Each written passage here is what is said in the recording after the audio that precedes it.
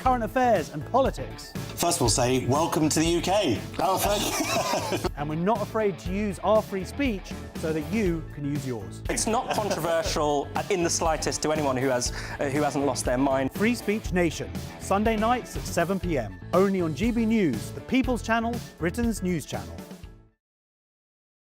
Britain deserves a newsroom that puts the facts and your voice first. Well, and that's what you get on GB News. Lively debates, lively conversation. And we're not afraid to hold power to account. And each other. So join me, Andrew Pierce. And me, Miriam Gates, for Britain's Newsroom, weekdays from 9:30 on GB News. I think GB News is completely unique in the way that we interact with our viewers. Our audience aren't afraid to have their say. They want their voices heard now, and they've got a channel where that can happen. I find more and more as I'm wandering around, people come up to me and they say, we saw you on television. I say, oh yes, on what? On GB News. Hello, are you the famous Sue? The whole crew with me here now. We came to celebrate. It's our job to be the eyes and ears of the viewers. They are part of the GB News family, and I'm pleased to say it's a very large family. And if people go to the time and trouble of listening and watching, then we've got to do a good job for them. Well, I'm here right in the epicentre of the protest. Here we go again. You just tuned in. Where have you been? It is raucous here tonight. That's what makes us the fearless champion of Britain.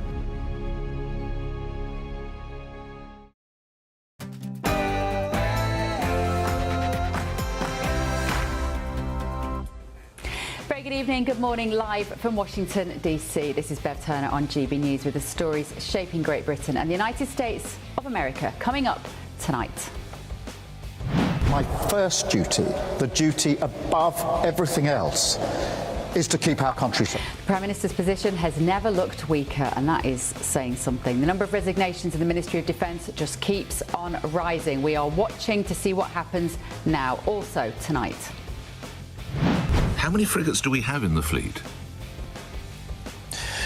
We have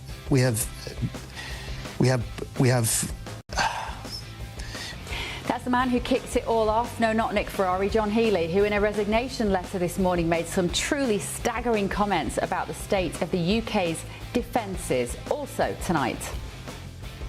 The Strait will officially open as soon as we sign, which could be soon, very soon, maybe over the weekend. Trump has spoken of a great settlement, saying that the conflict with Iran could be entering its final stages.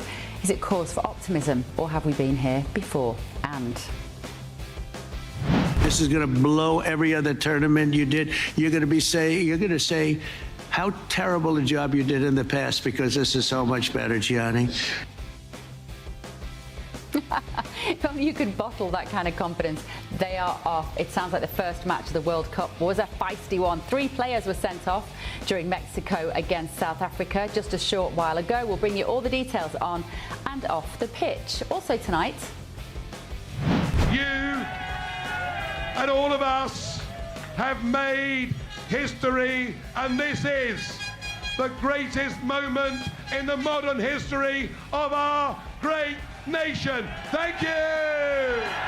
How much has changed since then? Well, new research suggests the British public favours a closer relationship with the EU, but remains divided on rejoining the bloc. 10 years on, why are we still banging on about Brexit? I'm Bev Turner. This is The Late Show Live.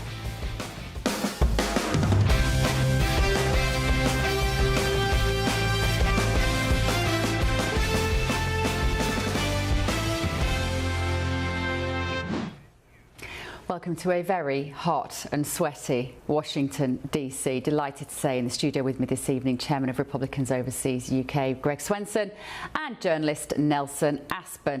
Are you all right, Greg? You came in, you were literally like a tower of shower. You were wet. I should be used to this because I've lived in Chicago for many summers, which is not quite as bad as Washington, but it gets really hot. And Nelson, great to see you. You've not been in the studio with me before. It's my pleasure. Thank you. And it is sweltering. It really is. I was checking out that reflecting pool this morning at 6 a.m. and I was wetter than the pool.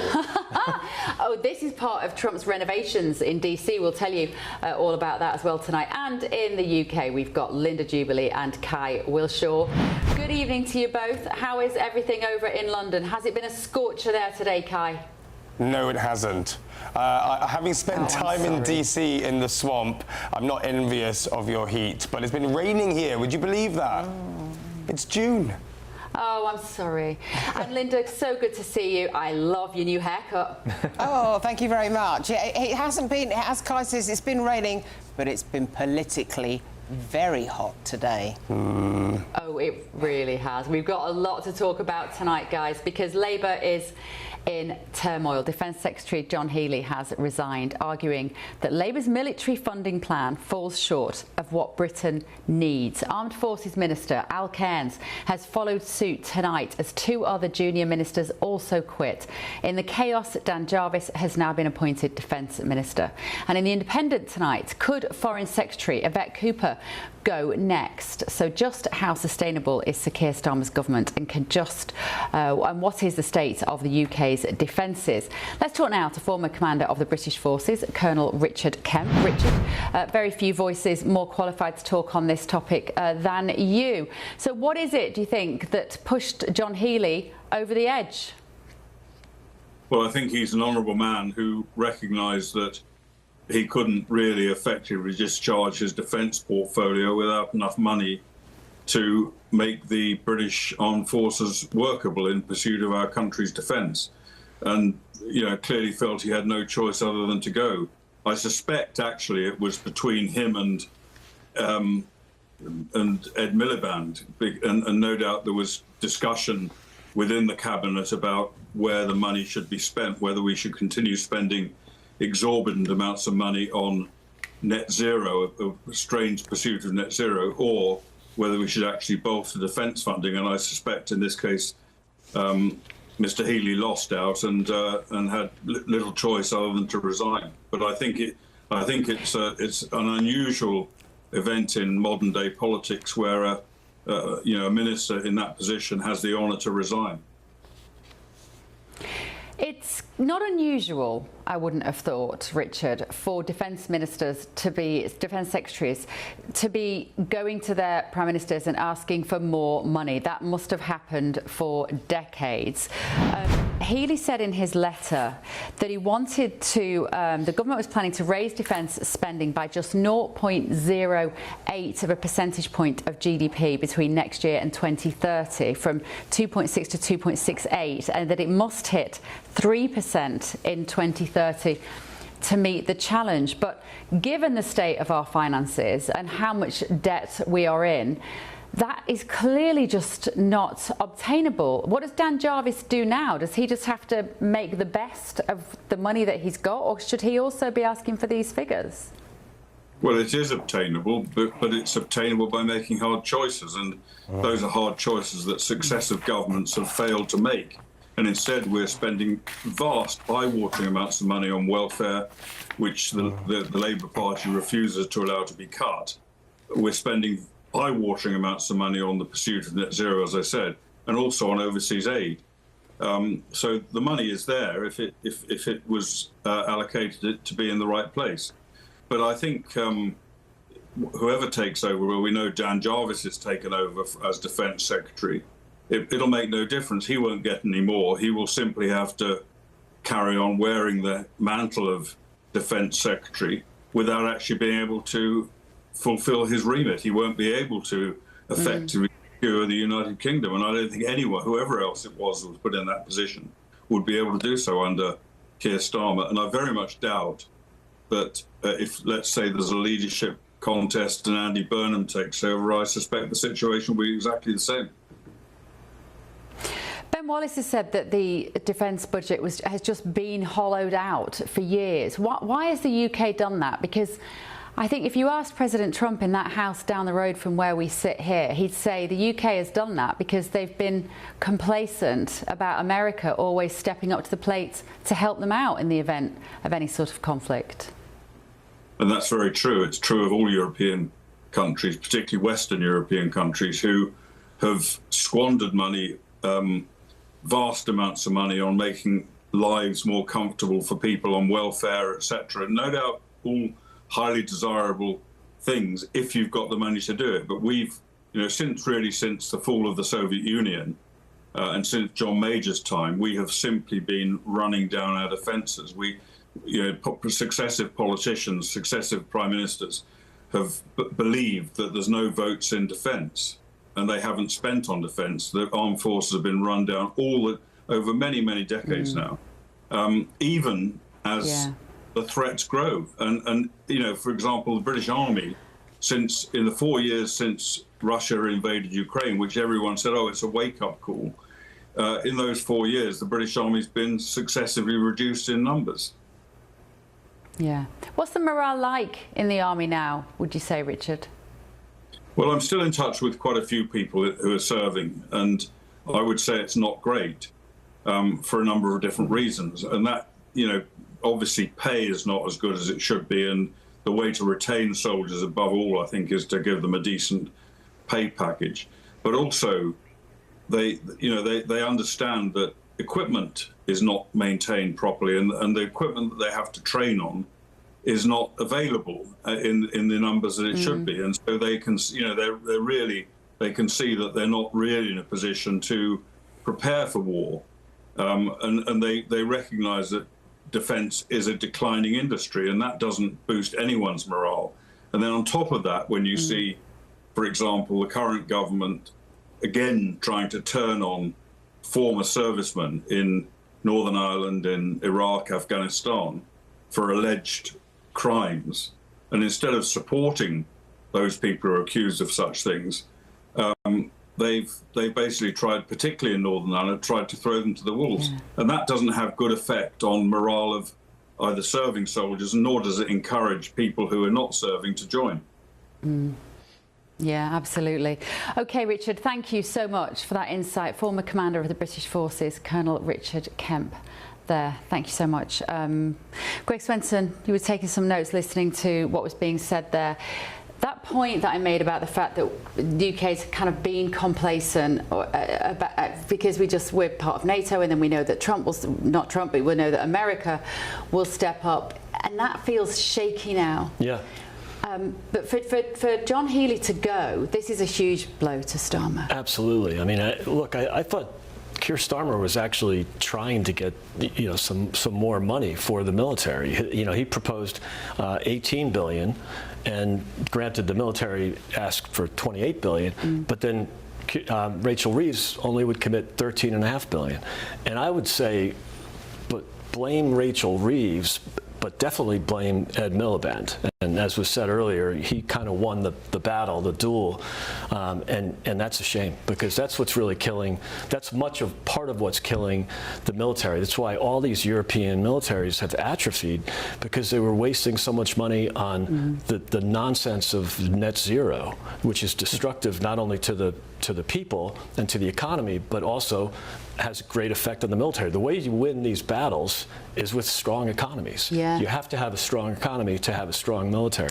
So it's really a shame. Nelson, what does it say about the country, about the UK, that we will invest money in wind farms and solar panels, but not in defending our country at a time when we keep hearing we've never been more under threat for potential actors that wish us harm? Well, and that's exactly why, as you said, it feels like the relationship with America is shaky, because you look at someone like President Trump, who does nothing but build up the military, and was very disappointed in the lack of support that he got from other nations. And it's like, but he's like, that's all right, we'll do it ourselves. We'll go there. And he just got through $70 billion to fund ICE and Border Patrol, because the government's #1 job, you could argue, is to keep its citizens safe. And if your citizens don't feel safe, you're lost.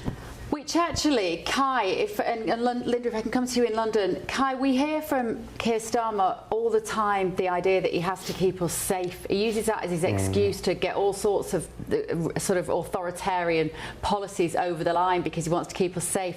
Clearly not true, because we don't have a functioning military. You make a really good point, and this is what is so damaging to Keir Starmer's leadership now, is that if nothing else, I think he could go out as Prime Minister having credibly said, if this all hadn't happened, that he's led on the world stage, he didn't drag us into the Iran war, and some might say that he kept us safer. That has been where he's been quite strong, actually, is on the international stage.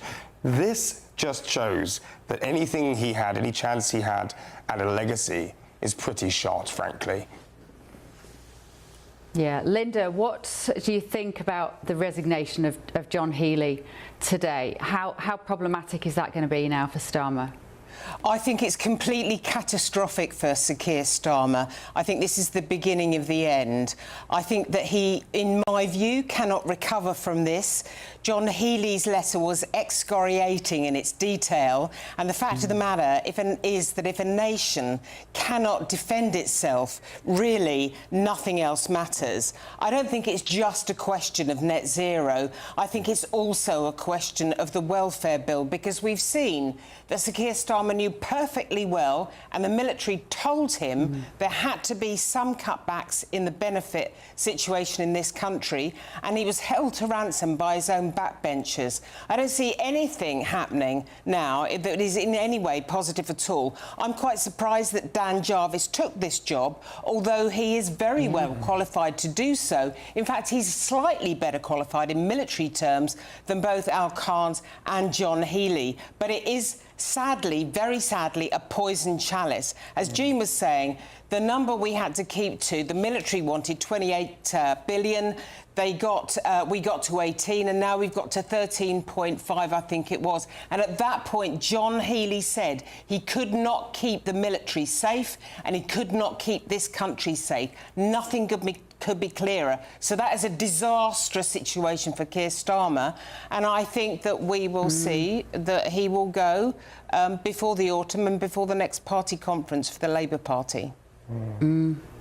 Now, of course, there's a by-election. We can't talk about it. We have very strict rules in the UK about what we can and can't talk about, but that is on the horizon as well. The timing of this, Greg, John Healey going, is very bad. If this is... the thing is, we've said this about Starmer before. We've said so many times he's on very shaky ground, and he has the absolute gall and the arrogance to style it out every single time he doesn't seem to go. But if this doesn't do for him, Greg, I don't know what will. Yeah, this has got to be the end. I mean, and he's had, you're right, Bev, he's lived through other crises, but, you know, with what happened in the last week with, you know, with Henry Novak and, of course, with Belfast, and then this. And it's a shame that the left will just never understand that the best way to prepare for war or to avoid war is to prepare for war. And they don't get it. And Linda, you brought up a great point. 25% of global GDP is European and the UK combined, and yet it's 60% of global welfare spending. It's completely unsustainable, and look what it's doing to this great, what was once a great military. Yeah, absolutely. Plan for peace, prepare for war, actually, is what we should be doing, but it doesn't feel like we are, does it? Right, let me know your thoughts at home, gbnews.com/your say. We will get to those in just a moment, because we're going to take a very quick break, but still to come this evening on The Late Show Live. How many frigates do we have in the fleet? We have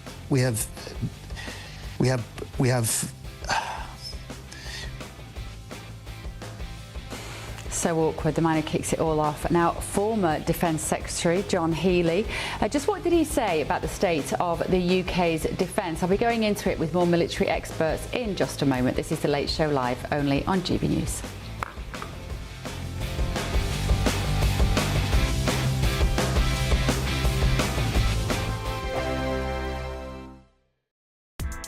Join me, Nana Akweer, for an informative, interactive news programme with a difference. It's fun. No, you didn't say that, Dave. I'm so surprised. I think there's an element of truth to that. Join me from 3 p.m. every weekend, only on GB News, Britain's news channel.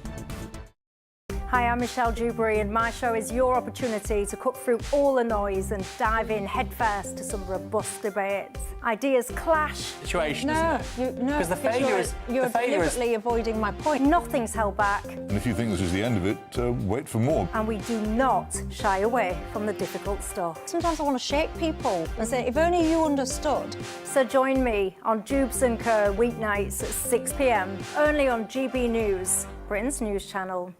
From court mornings to warm family brunches, from football to tennis, in the car, in the kitchen. GB News Breakfast is there with the stories you need and the conversations that matter. Anyway, let's talk business. Well, it has been a historic night in British politics. It's astonishing, isn't it? We're here again. To start your day just right. GB News Breakfast. Every morning from 6 a.m. Only on GB News. Britain's news channel.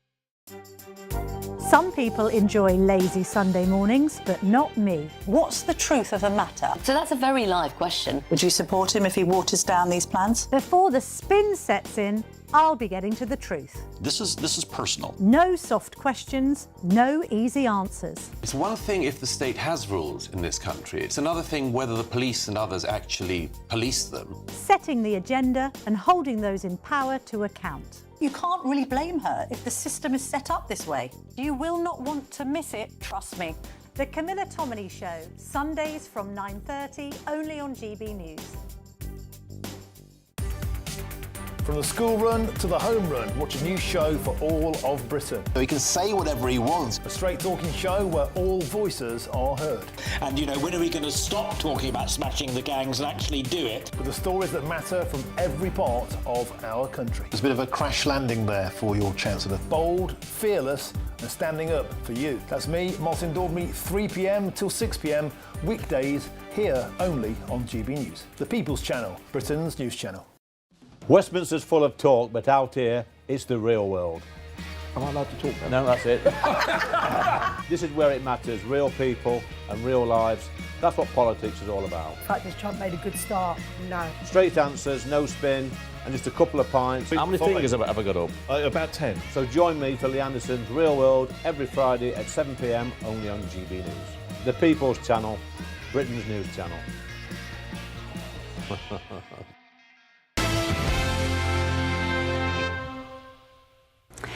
Welcome back. So the Prime Minister has failed to meet the moment. That's according to John Healey, who dramatically resigned today as Defence Minister. In an astonishing letter, he claimed the Prime Minister was unable and that the Treasury unwilling to spend the money needed to defend our country. As a consequence, he said that the government's defence investment plan would make the country less safe, which is terribly damning. Let's speak now to Defence Security and Military Analyst Simon Diggins. Simon, he must have felt, John Healey, that he had no choice. You don't walk out of a position like that unless you genuinely have been pushed to the edge.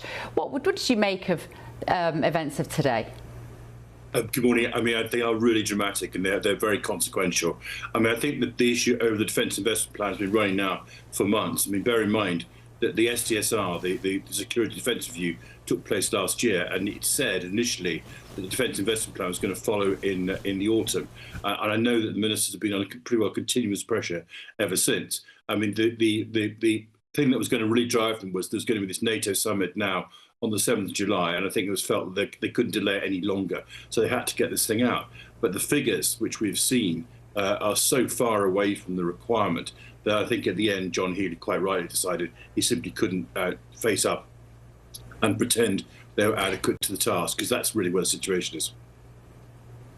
Are we looking at what is effectively, Simon, a battle between warfare or welfare? I think that's a very fair way to put it. I mean, really and truly, there's only, how are you going to raise the money? There's only a number of ways. You can have tax, you can borrow the money, or you can have growth. And I think the government came into power hoping to have growth and then done almost everything against not doing it. So if you're not going to do that and you're not going to raise basic taxes on the income tax and everything that went with it, then you have to look at your priorities. And sadly, the way the UK has put it at the moment, as you rightly point out, we are heading for 400 billion a year being spent on welfare by 2030. I mean, that's where we are. We're spending over 100 billion a year on the interest on our debt, where we've got our debt now is nearly 100% of our GDP, up from sort of 35% before 2008. So we've put ourselves in a situation now, we've got very little wriggle room, and the Treasury, and under Rachel Reeves, has not been prepared to compromise. I do find it fascinating, this kind of conversation seems to be running where apparently the Treasury have more power than the Prime Minister himself. Yeah. Now, we saw that before, back in the good old bad old days of Tony Blair and Gordon Brown. But this is different, and this is really key. I mean, it's not the Treasury's business to say, no, you can't have it, Prime Minister. I mean, the Prime Minister had basically signed out. He said, we will have 3.5% by 2035 and 3% by 2030. Now, a lot of people, myself included, argued those are still too little too late, but they weren't even offering that. They were talking about getting 3% by 2035. So even at a stretch, they were not interested in defence. And I think that's the real challenge. And I think once that was clear and that there's going to be no significant change, I think John Healey and now Al Khan's decided they really couldn't stay. And is this, Simon, just a failure of forward planning? Because generally people don't vote for elections on whether they think we have sufficient number of frigates. They vote in elections depending on whether they feel they can pay for their supermarket shop or they can get to see their GP. And so it just hasn't been high on the list of priorities for subsequent governments for so many years. Is that what's happened? I think that's a really fair point, because I think it seems to me that we haven't made the argument for defence. I mean, there's been elements now starting to come through, but the fact that the requirement, as some of your speakers already said, the first priority of any government is to defend itself. But actually, that has consequences in terms of resources. And I think for a number of years now, and this is not just a fault of the Labour government, but the Tories, bear in mind, at the absolute nadir, which was 2016, we were spending 1.6% of our GDP on defence. I mean, that's where we got ourselves to. And so we were in a situation where people really weren't talking seriously about defence. They weren't making the argument. They weren't joining the dots. 2014 is when Putin invaded the Crimea and eastern Donbass. And then we've had all the kind of other fightings going on since then. And actually people needed to make the intellectual argument, the conceptual argument, say, we're going to have to change. Look what happened in the 1930s. The intellectual conceptual argument happened before the rearmament. That hasn't properly happened yet. And people still think we can carry on as we were before, nice and comfortable, as you say, spending money on welfare, spending money on debt, and various other things, when actually we need to rethink how we're going to defend ourselves. And we are being under attack almost every single day. Every single day there are cyber attacks in this country. We have Russian submarines sitting over our undersea cables. We have Russian aircraft probing our airspace. And as the head of MI5 said, we've got Russian military intelligence effectively feral in Europe. I mean, everything short of kinetic warfare the Russians are doing to us now. And that's just Russia, Ukraine, and everything going there, let alone our responsibilities in places like the Gulf as well. So we live in a very dangerous world. And we've heard that very clearly. We actually heard it from the Prime Minister, but also from Sir Richard Knighton, the Chief of Defence Staff. But where's the response been? And I think this is really where John Healey finally said, there has been no response, I need to go. But you see, you've spelt it out so perfectly there with very clear kind of visuals of what we are facing in terms of a threat. John Healey can obviously see it. Why can't the Prime Minister see it in the way that you've just described? I think because he is of the ilk who doesn't really believe in our defence. If I'm really honest with you about it, he will say the right things and he says he loves the country and the rest of it. But I think if you said, was he automatically sympathetic to the military, sympathetic to the way we think and what we do, I think the answer is no. I mean, his priorities, if he has any priorities, and there's that's a very political statement where I'm not pretty qualified, but his priorities, what were they? I mean, he talked about working people, but he couldn't really define who working people were. And it's very unclear what his vision was, what he was trying to do. And defence, which I think has, because of lack of an understanding, has always been a bit of sort of an aunt Sally in the corner in recent years, was never high on his priority. He's had no choice but to react to it, but it's not his natural territory to what he wants to try and do. If anyone knows what he actually wants to try and do, I mean, as I said, I'm not a political analyst, but I think we've all struggled to think, what do you really want out of this country? Where do you want to see the country be different in 5 years' time? And kind of tinkering at the edges didn't seem to be the answer. And this is something substantial, meaty, absolutely real. And he has not met up the challenge. Yeah, Simon, brilliantly put. Simon Diggins there, Defence Security and Military Analyst. Thank you so much for joining me. That's a really damning assessment, Nelson. This idea that that Keir Starmer just doesn't care about protecting the country. He would obviously say, that's nonsense. Of course I care about protecting the country. I don't understand why the left feels like defense is such a bad word. And we see that here in America when it becomes red versus blue. And you look at the blue cities and states that are dealing with deterioration as a result of this. You know, safety is everything. And in reading about this story, I read that the UK intelligence is worried that there could be a Russian attack on NATO by 2030.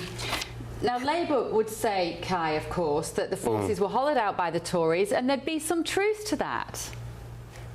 Well, exactly. And let's not forget, the Tories had 7 different defence secretaries in their time, and that funding, you know, we've heard the defence forces were hollowed out. However, there is also another story here, isn't there? Why is there this battle between the Treasury and the Ministry of Defence? Well, there's some truth to what both sides have been saying. Now, the Treasury would say, look, the MOD, as well as having been hollowed out, have misspent money. The Public Accounts Committee in Parliament have said as much as well. Many of the legacy programmes that they're still trying to backfill and fund in this defence investment plan are not necessarily the types of investment that you would, if you started from scratch with a new military, you wouldn't be building those capabilities. You might be focusing on different types of capabilities like radar or anti-drone work systems. You know, some of the things that we've seen developed in Ukraine and for the Ukraine war,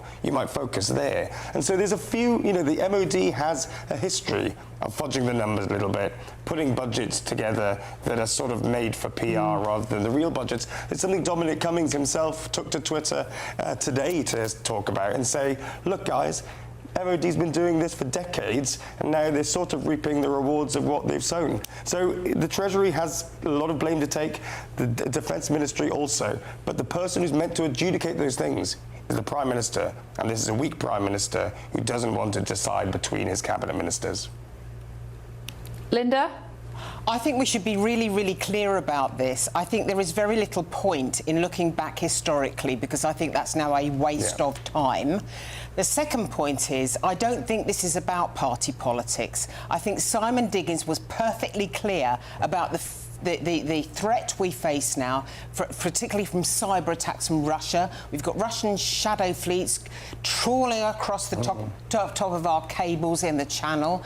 We've got them buzzing our aircraft. We are in a perilous position, and we simply have to deal with our military. And the fact is now we are in a very, very shambolic situation, and really the pathway, the credible pathway to spending 3.5% on the military is now completely worn away by this mismanagement. And really, as Simon Diggins also said, that wasn't even a massive figure.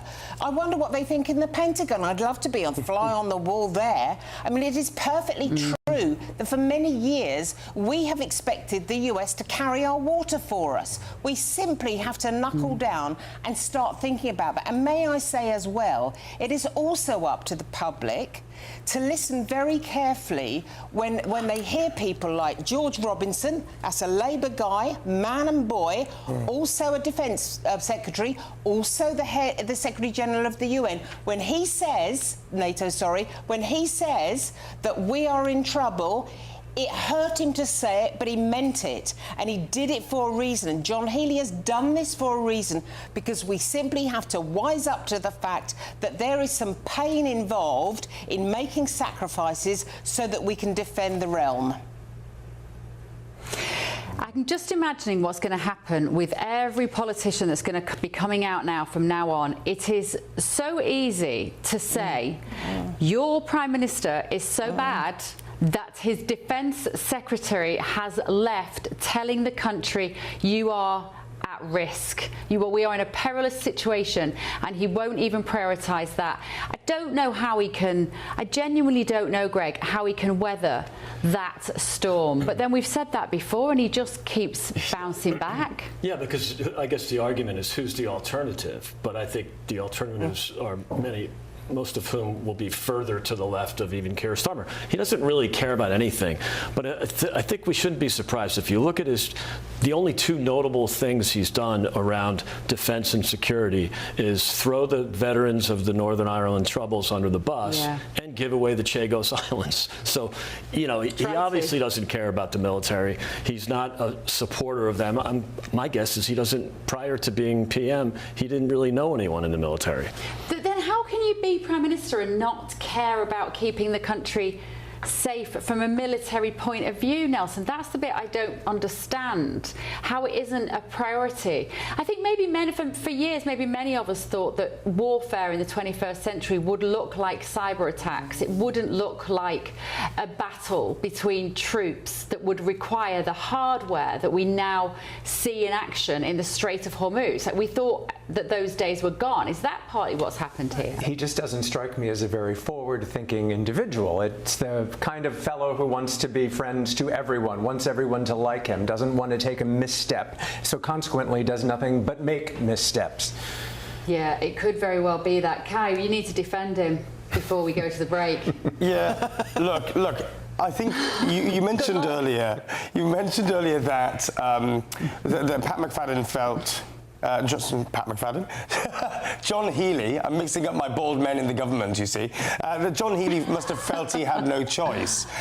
I think the reality is that John Healey wouldn't have resigned if Keir Starmer was in a strong position. What is coming down the track is a strong and quite political Prime Minister. And actually, whoever takes over the leadership of the Labour Party, whether it's somebody like Wes Streeting, whether it's somebody like Andy Burnham, they're both political in their bones. And I think that's been the criticism of Keir Starmer, but also what people say is, oh, well, what can a new Prime Minister bring that's different other than communications and vibes? It is the fact that, like their ideology or not, Wes Streeting or Andy Burnham, they will stick to a course, decide a course, stick to that course, and win people over with political arguments, because they are political people, and they will be willing to adjudicate between different departments and balance up the pros and cons of different ideological reasoning for the Labour Party. So I think what you're going to see is maybe the tougher decisions on things like welfare and immigration, another Prime Minister will be able to get through because they'll be in a better position than this one. Yeah, well, you're kind of presuming that his days are numbered. We haven't seen that yet. He's still there in number 10, and he may end up being there until the next election. You can't ever say anything other about Keir Starmer, that he's just got the most incredible ability to stay the distance. Right, still to come this evening on The Late Show Live, this. My first duty, the duty above everything else, is to keep our country safe. Do you think that Sir Keir Starmer's days are numbered as these resignations in the Ministry of Defence keep on coming? Let me know. gbnews.com/you will say. Don't go anywhere. This is The Late Show Live with Bev, only on GB News.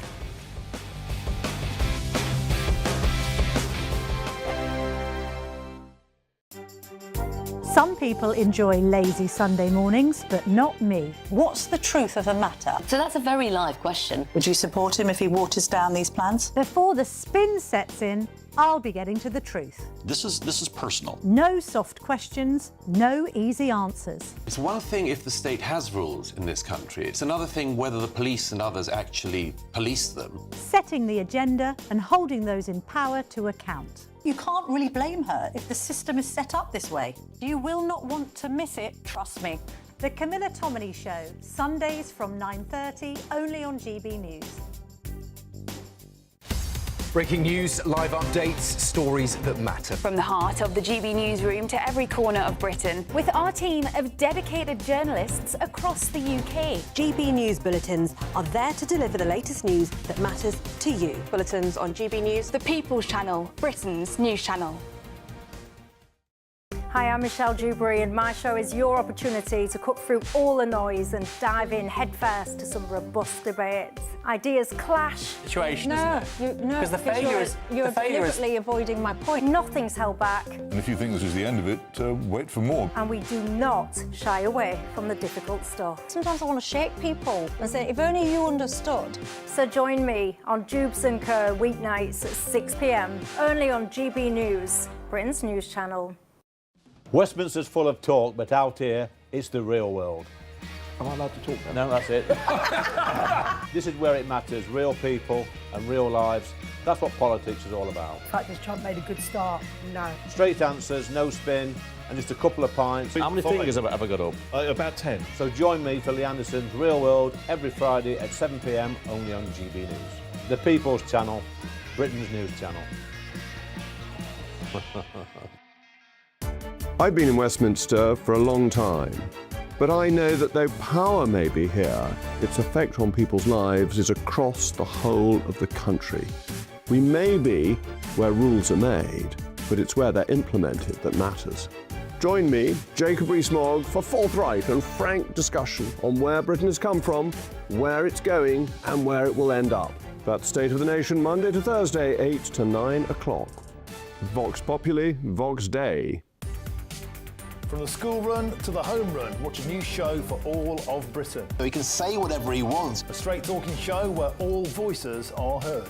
And, you know, when are we going to stop talking about smashing the gangs and actually do it? With the stories that matter from every part of our country. There's a bit of a crash landing there for your Chancellor. Bold, fearless and standing up for you. That's me, Martin Daubney, 3 p.m. till 6 p.m. weekdays here only on GB News. The People's Channel, Britain's news channel.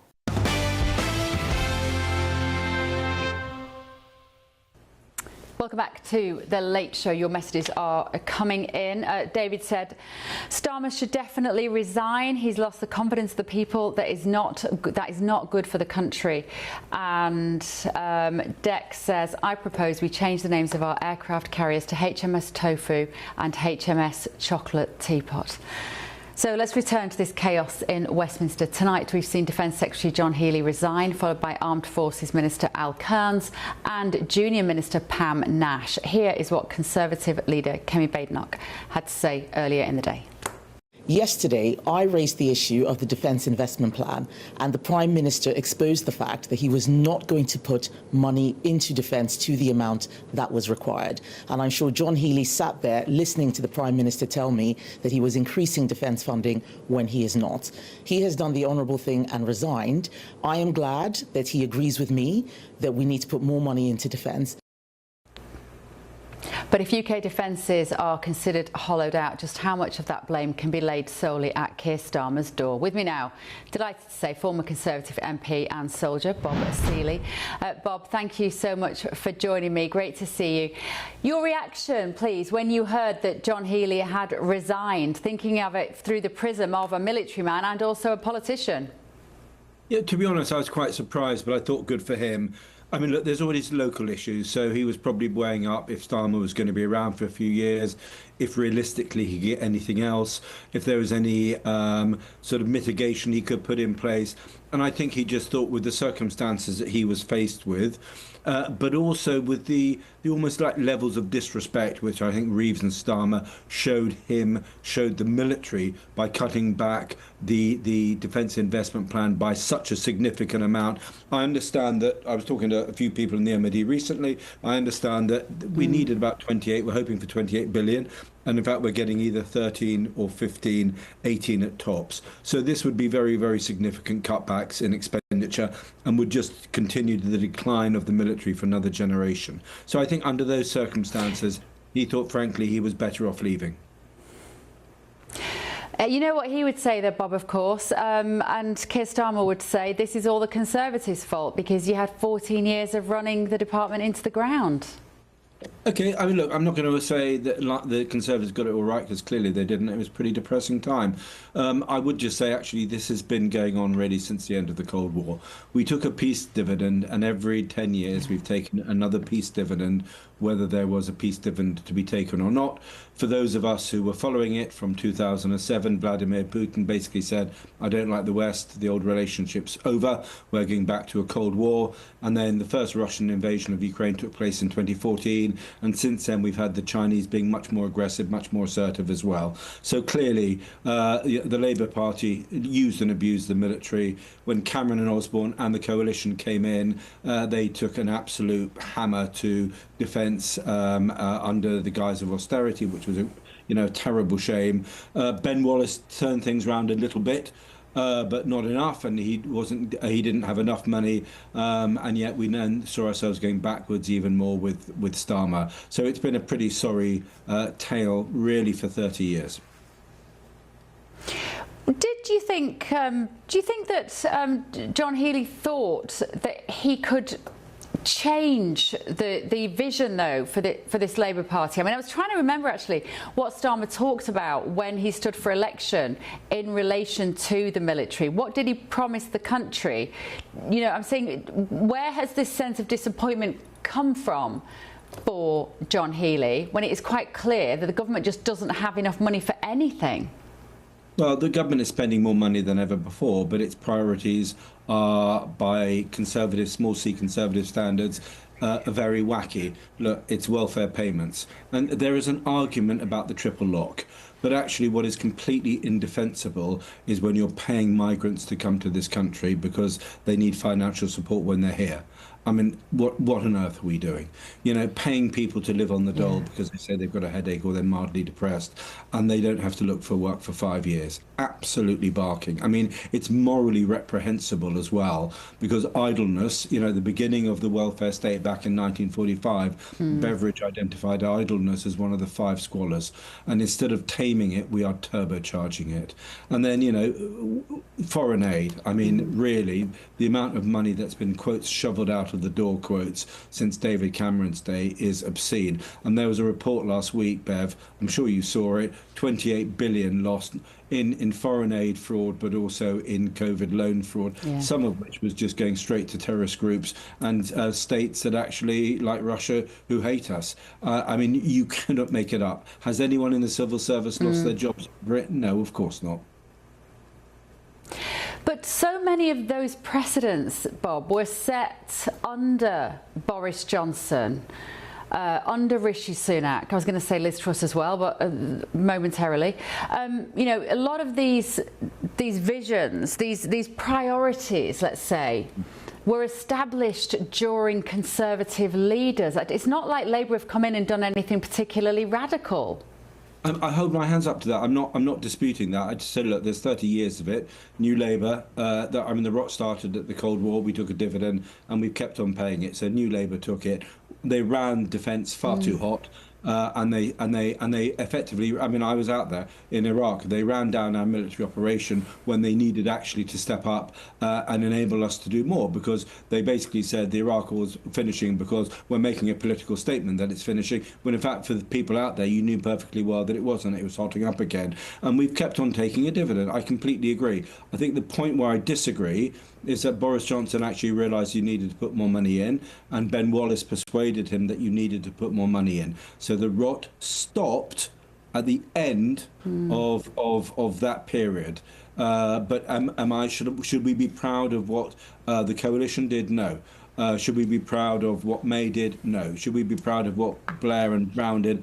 Absolutely not. So I agree. But the only sort of intelligent upturn we've had, both in the politics of the MOD, reform of the MOD, was under Ben Wallace and Boris Johnson. And Liz Truss, to her credit, I know she didn't last, Bev, but Liz Truss was actually making the right sounds on defence as well. So I think Boris and Liz are taking us in the right direction. Rishi, just like the whole culture stuff, the immigration stuff, Rishi didn't have a feel for this, and I don't think he had much of a feel for defence, to be honest. So we sort of started to tread water there as well.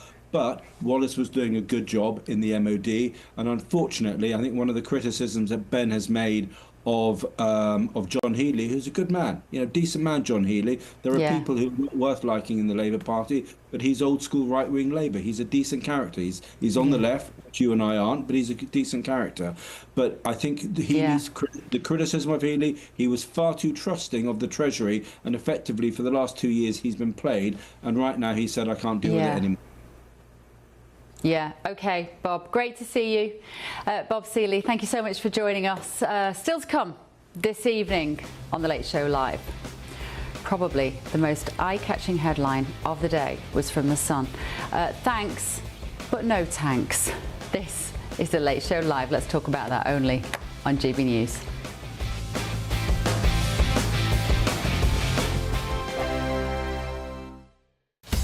Breaking news, live updates, stories that matter. From the heart of the GB newsroom to every corner of Britain, with our team of dedicated journalists across the UK. GB News bulletins are there to deliver the latest news that matters to you. Bulletins on GB News, the People's Channel, Britain's news channel.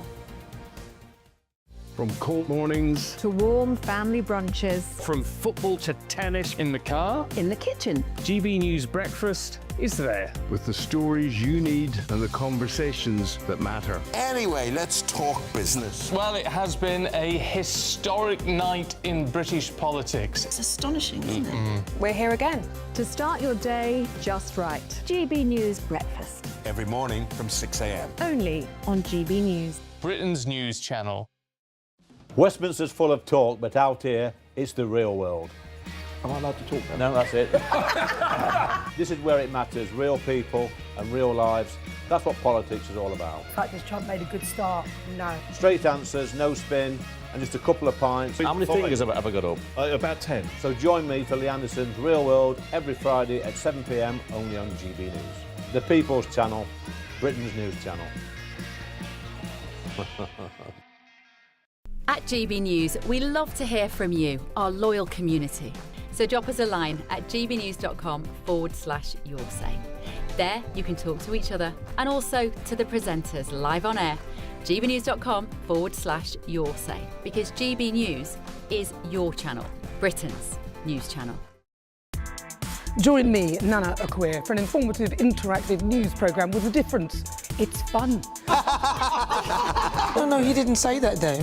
I'm so surprised. I think there's an element of truth to that. Join me from 3 p.m. every weekend, only on GB News, Britain's news channel. You want to know what's really going on in the corridors of power? Labour don't know what to do with you half the time, and that makes you quite lethal in the chamber. Get behind the headlines with Chopper's political podcast. Join me, Christopher Hope, as I sit down with the great and the good of British politics. We'll see where this ruling takes us. These are the stories shaping our nation. Chopper's political podcast, available now on all platforms. Listen in and stay ahead. Welcome to Free Speech Nation with me, Josh Howard. This is the show where each week we see what's happening in the world of culture, current affairs and politics. First we'll say, welcome to the UK. Oh, thank you. And we're not afraid to use our free speech so that you can use yours. It's not controversial in the slightest to anyone who hasn't lost their mind. Free Speech Nation, Sunday nights at 7 p.m. Only on GB News, the People's Channel, Britain's news channel.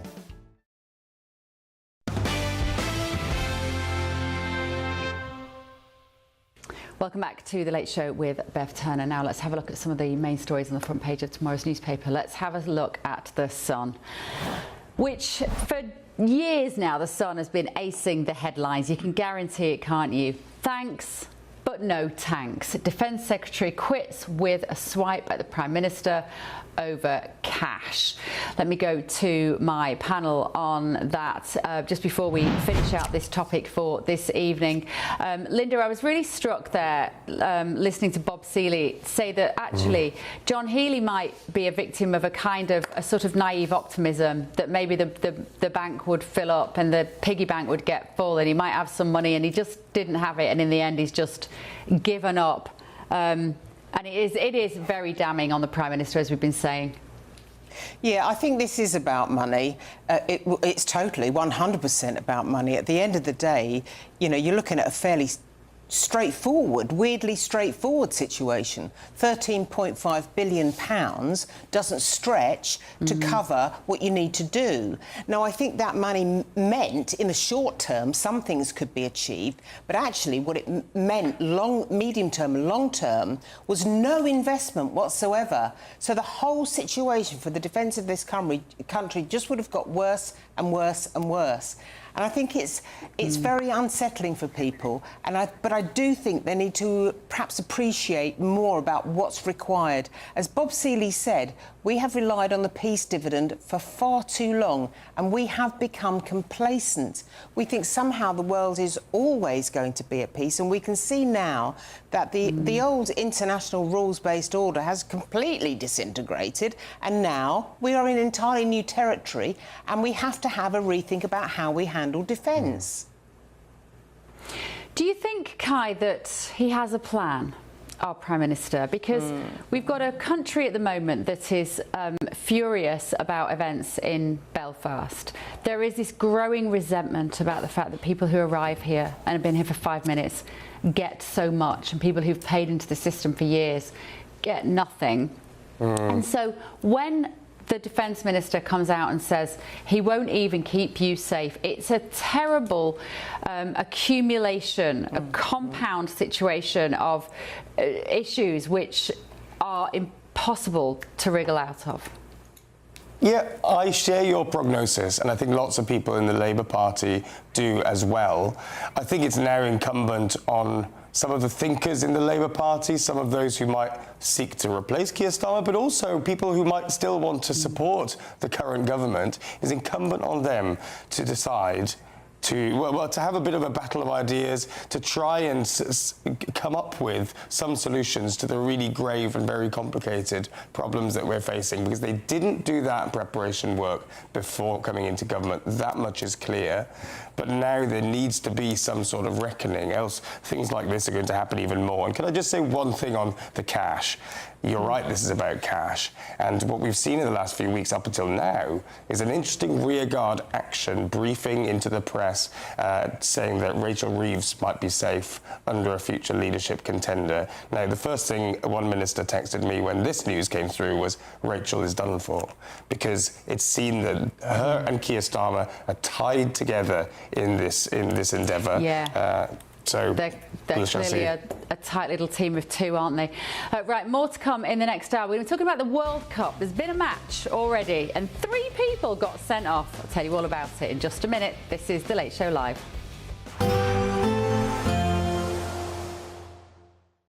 Today, clouds overhead, total zen within. Boxed Solar sponsors the weather on GB News. Good morning, I'm here with your GB News weather update from the Met Office. Now, today is going to be the driest day of the week for many places, and it's going to be markedly warmer as well, but it's not looking totally dry, and there is quite a breeze around. At the moment, there is some rain around western parts, and that is feeding further eastwards, but it's breaking up as it goes, so many eastern parts staying largely dry, just a few spots of rain later on. Towards the northwest, particularly northern and western Scotland, here there will be plenty of blustery showers. Elsewhere, apart from a few spots of rain here and there, by the afternoon it's looking drier and brighter for many places, with temperatures higher than they have been recently. We're looking at highs around 23 or 24 Celsius towards the south-southeast. Into this evening, plenty more showery rain across much of Scotland, especially towards the northwest. Blustery winds as well to watch out for.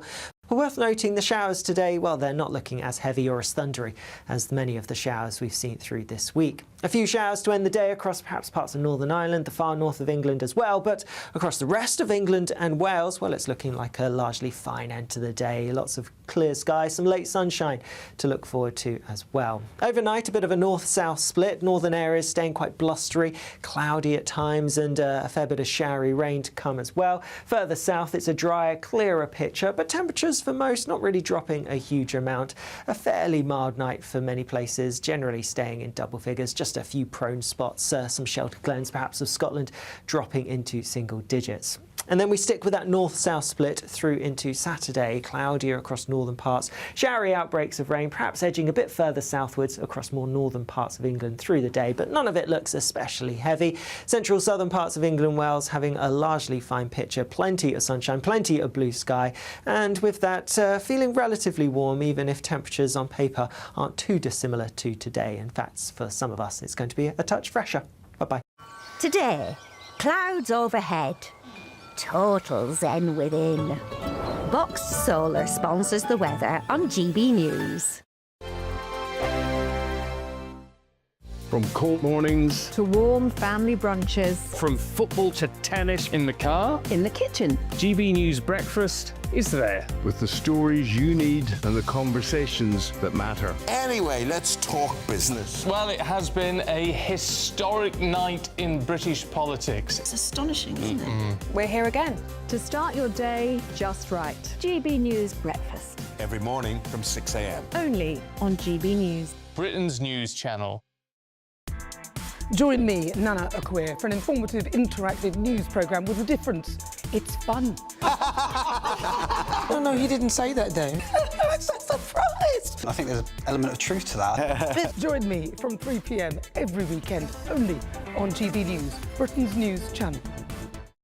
At GB News, we love to hear from you, our loyal community. So drop us a line at gbnews.com/yoursay. There, you can talk to each other and also to the presenters live on air.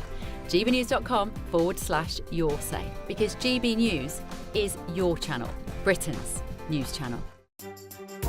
Some people enjoy lazy Sunday mornings, but not me. What's the truth of the matter? So that's a very live question. Would you support him if he waters down these plans? Before the spin sets in, I'll be getting to the truth. This is personal. No soft questions, no easy answers. It's one thing if the state has rules in this country. It's another thing whether the police and others actually police them. Setting the agenda and holding those in power to account. You can't really blame her if the system is set up this way. You will not want to miss it, trust me. The Camilla Tominey Show, Sundays from 9:30, only on GB News. From the school run to the home run, watch a new show for all of Britain. So he can say whatever he wants. A straight-talking show where all voices are heard. And, you know, when are we going to stop talking about smashing the gangs and actually do it? With the stories that matter from every part of our country. There's a bit of a crash landing there for your Chancellor. Bold, fearless and standing up for you. That's me, Martin Daubney, 3 p.m. till 6 p.m, weekdays, here only on GB News. The People's Channel, Britain's news channel. Westminster's full of talk, but out here, it's the real world. Am I allowed to talk then? No, that's it. This is where it matters, real people and real lives. That's what politics is all about. The fact that Trump made a good start, no. Straight answers, no spin, and just a couple of pints. How many fingers have I got up? About 10. So join me for Lee Anderson's Real World every Friday at 7 p.m, only on GB News. The People's Channel, Britain's news channel.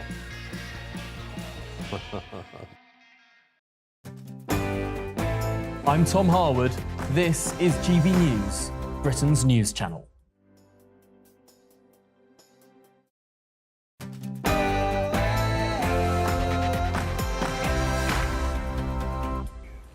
Very good evening, good morning, live from Washington, D.C. This is Bev Turner on GB News with the stories shaping Great Britain and the United States of America. Coming up. The strait will officially open as soon as we sign, which could be soon, very soon, maybe over the weekend. President Trump has spoken of a great settlement, saying that the conflict with Iran could be entering its final stages. But have we been here before? But let me be clear, Mr. Speaker. The acts of violence and arson that followed are totally unjustified. Police in Belfast have warned of a robust response after violence on both Tuesday and Wednesday nights. We're going to be taking a further look at the unrest that has captured the imagination of American people, also here in the US, also tonight. This is going to blow every other tournament you did. You're going to say how terrible a job you did in the past because this is so much better, Gianni. Did we expect him to say anything else? The World Cup is kicking off. In fact, there's been a match already tonight. I'll tell you what happened in that. Can England put an end to 60 years of hurt? How many times have we said that? Also this evening. You and all of us have made history, and this is the greatest moment in the modern history of our great nation. Thank you! That was the night when people thought they'd saved Britain and immigration was going to go down. Well, new research suggests the British public favours a closer relationship with the EU in 2026, but apparently we remain divided on rejoining the bloc. We will work out what that means. 10 years on, we're still banging on about Brexit, aren't we? I am Bev Turner. This is The Late Show Live.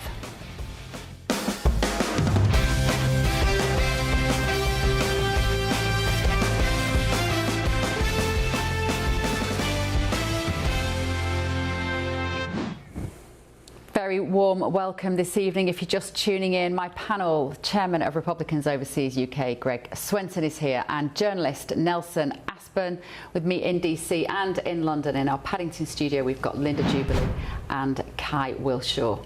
Thank you guys all for joining us this evening. So, police in Northern Ireland stepped up their presence on the streets this evening again. They vowed to have a robust response to any further disorder. The unrest, of course, began following that horrific knife attack in Belfast on Monday night. Social media platforms, including X, will now apparently be forced to remove posts inciting disorder during times of crisis, says the Technology Secretary Liz Kendall, whatever that means. She has told us that there will be an update to the Online Safety Act, requiring social media giants to take quicker action over illegal content fueling disorder. It's going to be put before Parliament next week. Let's talk now to former Conservative Minister Tom Pursglove. Tom, a very good evening to you. Thank you for joining me. Completely predictable that this government's solution to the problem of such an awful crime on the streets of the UK is to clamp down on Elon Musk, clamp down on Twitter, clamp down on free speech. Your reaction to that, please? I think you've got to deal with all relevant aspects here, and the thuggery that we've seen from some when it comes to setting light to things, when it comes to going round house to house with hit lists and intimidating people and causing destruction is completely unacceptable, and any right-minded person, anybody in public life, I would argue, has a duty to call that out. And I think the thing that frustrates me most about that behaviour is it makes it harder to hold politicians to account on the substance of the issue. Because on this issue of illegal migration, people are understandably really concerned, and it is not good enough for ministers to run away from that. But what happens when we sort of see the incidents like those that have happened is that the immediate first response is to start talking about that rather than engaging in the substance of the concern that the silent majority in this country have got. So I think, yes, there should be firm action taken when it comes to incitement, when it comes to content that is encouraging people to go out and behave in that way, that is violent and destructive. But what shouldn't be allowed to happen is anything that has a chilling effect when it comes to freedom of speech. For the silent majority, you just want to make their concerns known on an entirely legitimate issue. But hang on, it's not social media that's made that illegal migrant who attacked that man behave in that way. And it's not social media that's made these young men who've done this, these awful images we're seeing in Belfast, police officers injured, horrendous chaos, destruction. I sort of fall short of calling it riots. I don't think what we're looking at here would qualify as a riot in my definition. I think it qualifies as just absolutely horrific, antisocial, destructive, agitating behaviour and awful for people whose houses and cars have been damaged, disgusting hooliganism. But it's not that social media isn't to blame for this, Tom. The individuals responsible for that criminality are ultimately responsible. But I think there's a legitimate case to say that we wouldn't want ever to see appalling videos online of people being beheaded. Of course we wouldn't. We've seen incidences like that in the past and been a huge clamour for that content to be taken down very quickly. We need to see that. We need to see it. We need to see it. As awful and distressing as it is, you can choose as a person using social media to watch it or to not watch it. I actually haven't wanted to watch it. I'll be honest, I've exercised that personal responsibility. I haven't watched the most graphic images of it. We can choose to do that, but we need to see it, because that is precisely why this government wants it taken down. They don't want the British public to know the truth about how much at risk we are from illegal migration. I think the public's eyes are wide open as to those realities. And I also don't think it's right that where you've got people encouraging people to go out and commit acts of violence or criminality and destruction in the way that we've seen, that content shouldn't be out there either. We shouldn't tolerate, we shouldn't be encouraging. What is unacceptable offline should be equally unacceptable online. But, as I said earlier, I don't want to see anything that impinges on legitimate debate about the substance of the issue. And so, quite rightly, we will want to see what any new regulations in substance look like when it comes to amendments to the Online Safety Act. But the solution to this problem we're seeing here is to come out and to speak to people and say, and even if Starmer came out and he said, this is a problem the Conservatives caused, and the number of illegal migrants freely walking into our country, coming through the Republic of Ireland, just walking through to the north of Ireland, this is a Conservative problem. He could have even said that. He didn't even say that. All he did was quickly pivot the focus away from the problem and blamed the disruptors, the violent hooligans on the streets of Belfast. He's still not talking to the public about the problem. And I would argue that the actions of those individuals who break the law makes that easier for the Prime Minister and other politicians to do. And I think that's hugely regrettable. It acts as a massive distraction away from holding them to account on the substance of their choices. Their choices. They have decided to scrap the deterrent. They are the ones who have weakened the law. All of their rhetoric points in a different direction. But when you look at the steps that they've taken, the political choices they've made, they've exacerbated this problem. They've made it worse. These individuals would not be able to stay in our country if there was a willingness to have a Rwanda-type policy, to sort of deliver the one-stop shop reforms that were legislated for to help us to be able to remove people quickly, to stop the cycling of endless claims, but also to make those people inadmissible from having asylum in the first place.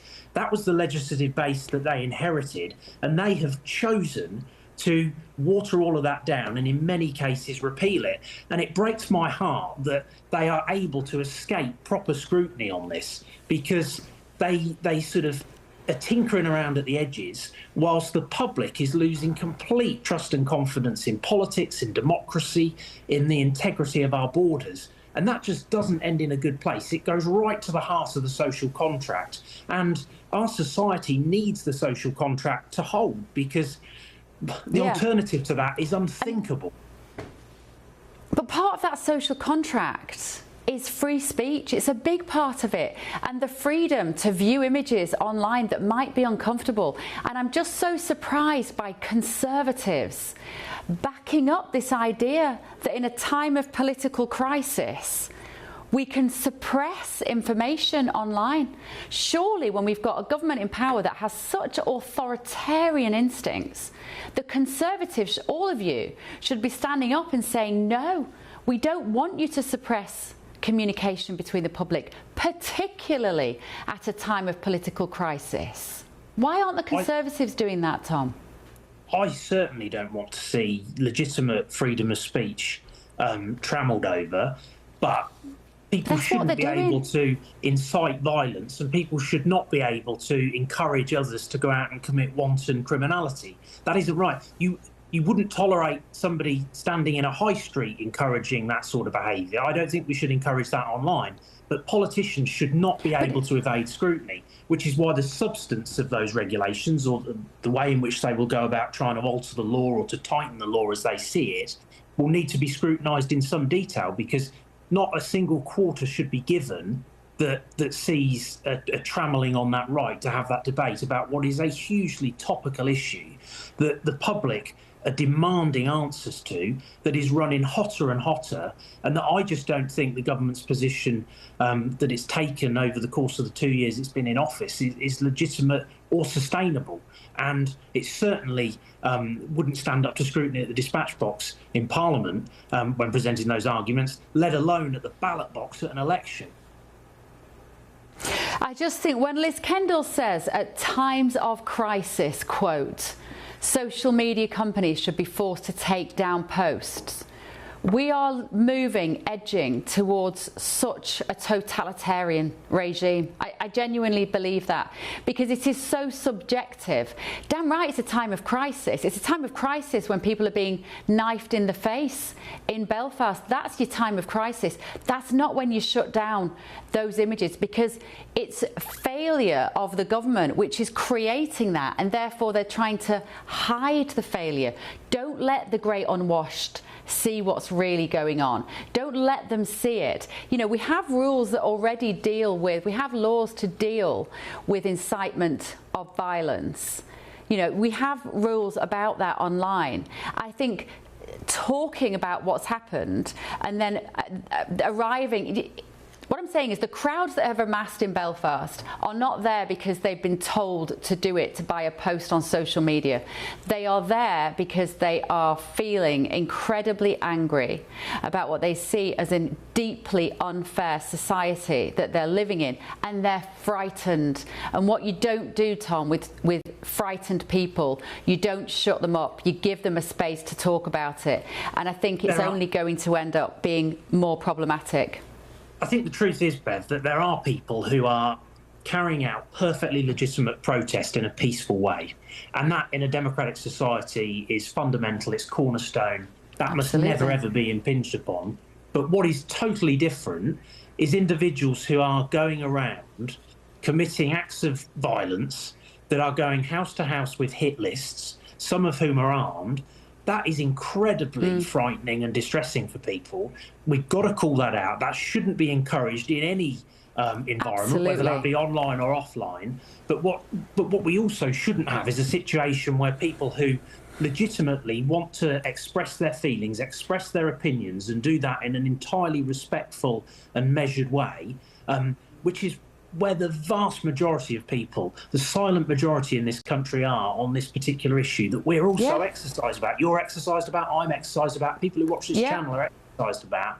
And I think government is able to evade some of the scrutiny they would otherwise get because of the actions of a minority who decide to act in a way that isn't compatible with those democratic values. Well, they weaponised it very quickly, didn't they? They very quickly, it was it was so inevitable. This problem of what's happening, the solution, clamp down on the British public, stop them saying what they want to say. Tom, always a pleasure to see you. Former Conservative Minister Tom Pursglove there. Robust debate there, Nelson, and I feel incredibly strongly about this because this has been a long time coming. This government's instinct, and actually I would say the Conservatives before them, is to stop the British public having power, to take our voices away from us, to clamp down on it under the auspices of keeping us safe when they won't even pay for our military. Yeah, it's starting to happen here in America as well now, and I agree with you 100%. Who is the czar who decides what we can see and what we can't see? We can't see an attempted decapitation, but we can see houses burning down. It's all bad. It's heartbreaking. But it's not social media's fault. And your guest mentioned the silent majority. Well, the silent majority doesn't want to be silent anymore. And social media is their voice. Yeah. I love social media, Greg. I love it. I think it has been utterly liberating for normal, ordinary people, whether they set up a Facebook account and give their opinions of politics. You know, it brings people together, like-minded people over particular issues. It's the town square. It's the the modern or the technical town square, and so it's interesting. You know, the government restricting social media in times of crisis. That's what the mullahs are doing in Iran when they cut off the internet, and most of us were, very critical of that. So it's. I also find it odd that both governments didn't seem to mind people talking about advocating violence at the Palestinian protests or the Gaza protests back in late 23 and early 24, you know, from the river to the sea, and putting all those images on the walls of Parliament or Big Ben. And so, there, you know, that would have qualified as the kind of violence that, or the kind of, you know, social media posts that they're trying to limit now. So, you know, you have to be a free speech absolutist, in my view. That's why we have the First Amendment. And I think this is a slippery slope, what they're trying to do. They'll say it's for safety right now. And again, as we all agreed, this is just a big distraction from the real issue, which is mass migration. And how quickly we've moved on, Kai Wilshaw, how quickly the government tried to control this narrative, and actually, and you know, and more fool them in terms of the protesters, more fool them that went and set alight wheelie bins and set buses on fire, because they have given the government this massive stick to beat us with. And I find that personally really frustrating, Kai. No, I think the intention of the government was to have time and calm to be able to, you know, actually get to the bottom of what's happened here and deal with some solutions. Can I just talk about this idea that social media isn't to blame, right? And we hear this a lot, that social media, you know, is just the method by which people are expressing their views. But there are a few key differences from the world we're in now to the world where people picked up their news from a newspaper, right? One is time. Nobody ever spent 4, 5, 10 hours of their time every day reading the press, getting agitated and invested in stories. The second is algorithms.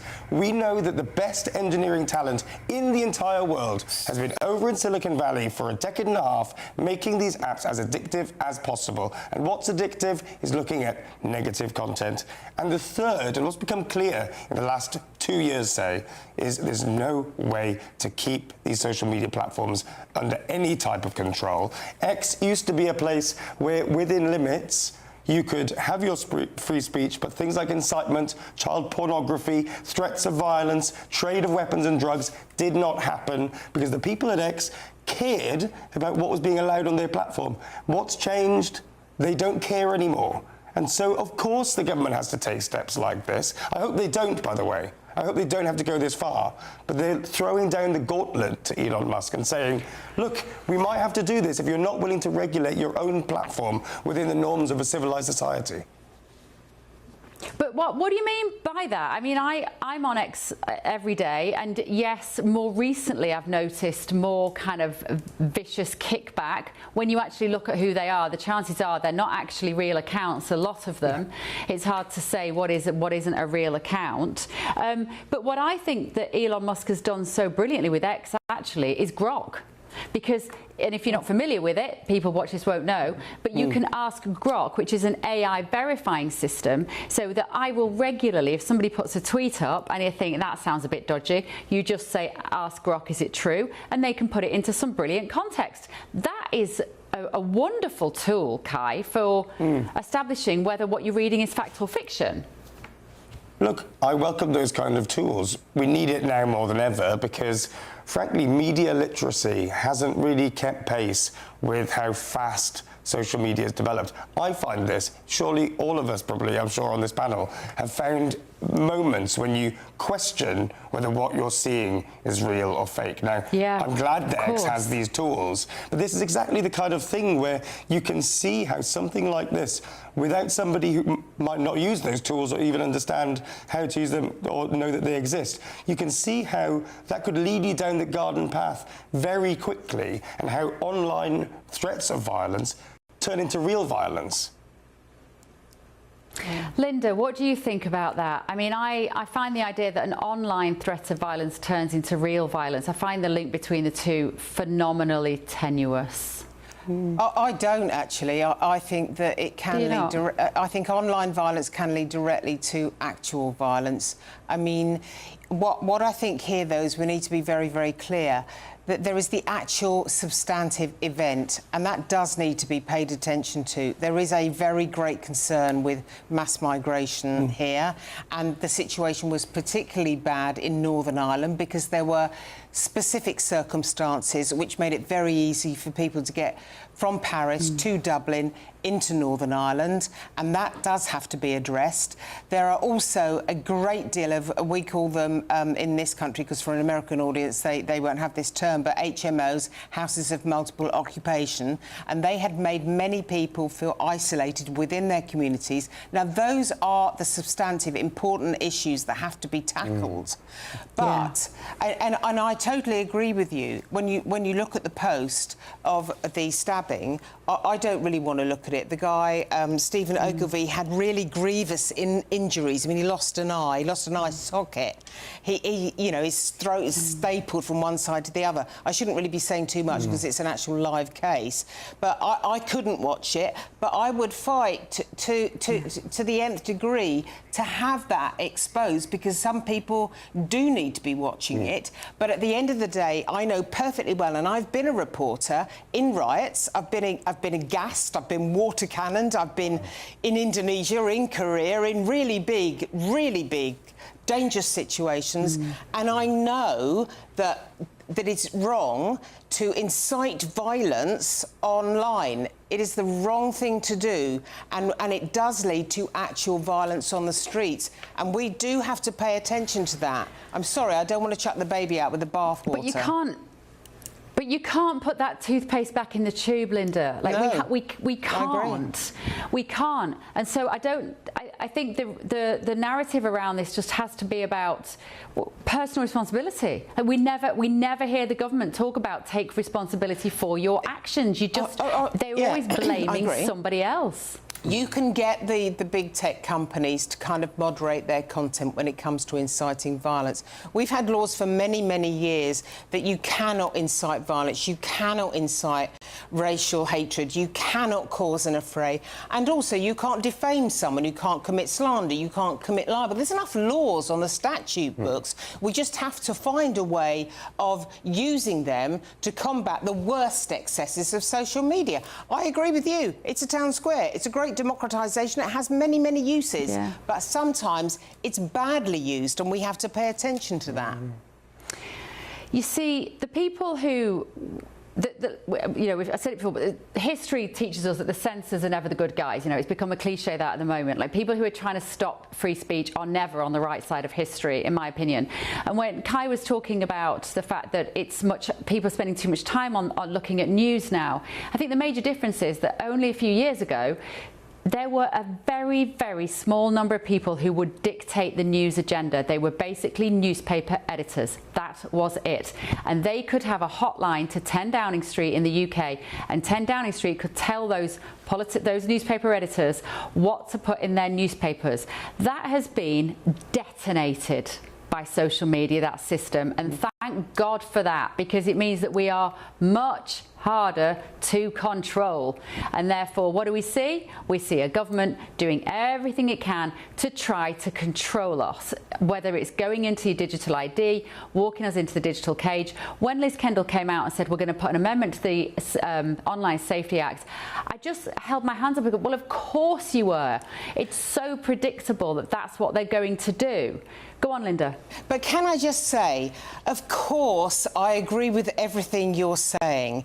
I agree that social media has democratised everything. But look at where papers are. You know, this is, you know, and I come from a very conventional background as a newspaper reporter and then as a television reporter. They did a tremendous amount of good. You have to look at the Insight team on the Sunday Times that exposed the thalidomide scandal. You have to look at the Stephen Lawrence case, where my old editor, you know, said, I don't care what the court did today, we name the guilty men. They took big risks. They went to teams and teams of lawyers, and they did it. I'm saying I know that existed then, and I know it exists more broadly speaking in social media, but also we do have to be careful about inciting racial violence, because some of those families at home in Belfast that were on lists, they were living in their homes with their children, waiting for their homes to be firebombed. And so your point being that those lists were shared online, you mean? Some of them were. But you see, that could be shared on a text message. That could be shared on a WhatsApp message. That doesn't have to go onto X or onto Instagram in any way. It could be, but that's an intellectual argument. It's not a practical one. We've got to stop arguing about, oh, this could happen and that could happen. What happened was that some of the violent effects that happened in Belfast happened because they were shared on social media. Not all of them, but some of them. And if only 2 of them came into and hurt a family, it's too many. Yeah, I don't know. Greg, your thoughts on that? Yeah, I mean, there are laws in place. I mean, you know, going to someone's home and burning it down, that's against the law. You know, so then the question is the communications angle, should that be against the law? And, you know, Kai mentioned the regulations at Twitter, you know, back in the old days, but they also managed to keep any mention of the Great Barrington Declaration off of Twitter. If you mentioned that your 4-year-old should not be vaccinated, you were taken down off of Twitter. If you mentioned the Hunter Biden laptop, you were taken off of Twitter. And by the way, both of those things were true and were proven true. So, you know, that's the problem with the slippery slope. Absolutely. Let me know your thoughts at home. gbnews.com/your say. Now, the much anticipated, well, by some people, World Cup is officially underway. Hurrah! England head into the tournament as one of the favourites, apparently. They begin their campaign against Croatia next Wednesday. Scotland are preparing for a historic return to the global stage. They're appearing at their first World Cup in 28 years. They're kicking off their campaign against Haiti on Sunday. But is it safe to say that the World Cup has had an eventful start? Mexico against South Africa this evening saw 2 goals for the hosts and 3 red cards for the teams. Do England have a chance, and who are the favourites? We are going to try and talk to a sports expert, but in the absence of anybody, it's just us idiots. Are you a football fan, Greg? Of course I am. Are you? Because I lived in England for 10 years, and you can't help. Who's your team? Well, that's a different topic. Sorry, that was unintentionally a gotcha. At World Cup time, it's hard not to be really enthused about England, and it's just the most fun few weeks, and you know, to a certain degree the Euros as well, every 4 years. So I think it's fantastic, and I'm excited about having it in America, and I think England, I was reading, ranked 3rd in terms of probability. So it's Spain, France, England. Oh, okay. Scotland, great to see them. It's been 28 years, but no. Nelson, is soccer or football for you? Well, I'm a baseball guy, so and like here we are with Knicks fever as the basketball world is going crazy for the New York Knicks, and I'm out of the loop. I'm a baseball guy. However, I am not a young man, and as long as I've been alive, they have been trying to get us to think of soccer as football, and it has never worked. Well, for Americans, I'm saying. Yeah. We have never been bitten by the football bug. Our football is a different thing. However, leave it to Trump, who is the ultimate sports lover, who has brought this in. Next year at this time, we may be all UFC fans thanks to him, you know? So for me, I'm still saying soccer, but I'm going to learn. They're educating us. That's what we're here to learn. It's very different soccer in this country. I went to watch a football match in Washington, D.C. with Ben Leo and our cameraman Ben not long after we'd arrived here. It was like being at Mardi Gras. It's a very gay sport. I did not know that. Oh, well, then I'm in. It's got a huge following in the LGBTQ. There's pride flags everywhere. There were men in hot pants and little neckties with like popcorn under their arm. That's funny. They were loving it. Well, look, I think I agree with Nelson that it's not the rage here. You know, I mean, we have baseball. Yeah. People of our generation were, I'm just assuming, Nelson, baseball is, you know, that's what I lived and breathed every day when I was a little kid in the 60s and 70s. But I think that football, European football, I'll call it soccer. But to answer that question, in America, I call it soccer. When I'm in England, I call it football, of course. Yeah. But what's fascinating is we had the World Cup here in 1994, and that was an introduction. Is that LA? It was all over the place. Okay. And I went to a game in Chicago. It was my first football game. I had never been to a soccer game because people of my generation did not. that's different now, because since then, 30 years later, 32 years later, these younger generations all grew up playing soccer / football. And so it's a much bigger deal. And we had the American women won the World Cup, in the first World Cup at the Rose Bowl in Pasadena in 1999. And that created a generational shift. Yeah. Every woman in this country plays soccer. Well, soccer, women's football is massive here in America, isn't it? Absolutely. I think it was the LA Olympics were not, that's why I was thinking about LA. When were the LA Olympics? They were like 96, I think, 84. weren't they? 84! It's all about star Atlanta power. 96. Oh my God, I should do a sports show for this. You just need stars. You know, if you have stars, the fans will follow. Yeah, this is very true. Linda and Kai, I don't know how familiar you are with international football to maybe predict who the stars of this championship might be. No doubt President Trump will be in there somewhere. We've seen him talking about how it's going to be the greatest tournament ever in the history of the World Cup. Linda, what's it going to mean for England? Well, I mean, Sorry. Well, I think the two favourites, aren't they, are France and Spain, and of course Brazil is always somewhere because they are, you know, historically the iconic footballing side, with Pele being the one that everyone always remembers. I call it soccer because to me football is rugby. And that's because I trained as a journalist down in Wales, so where rugby is a religion. So I went to the first Rugby World Cup in New Zealand, and I've been all over the world going to rugby matches, but I don't particularly like football. But when there's a big competition like this, an iconic competition, I will pay attention, but I kind of save my muster until the quarterfinals, really. I don't get too excited at this point. Yeah. Kai, is it making an impact there in the UK that it's... Because I couldn't believe there's already been a match. I was expecting it to be... It's a World Cup and it would be big and it would start on a Saturday. They've had a match on a Thursday night. That feels a bit random.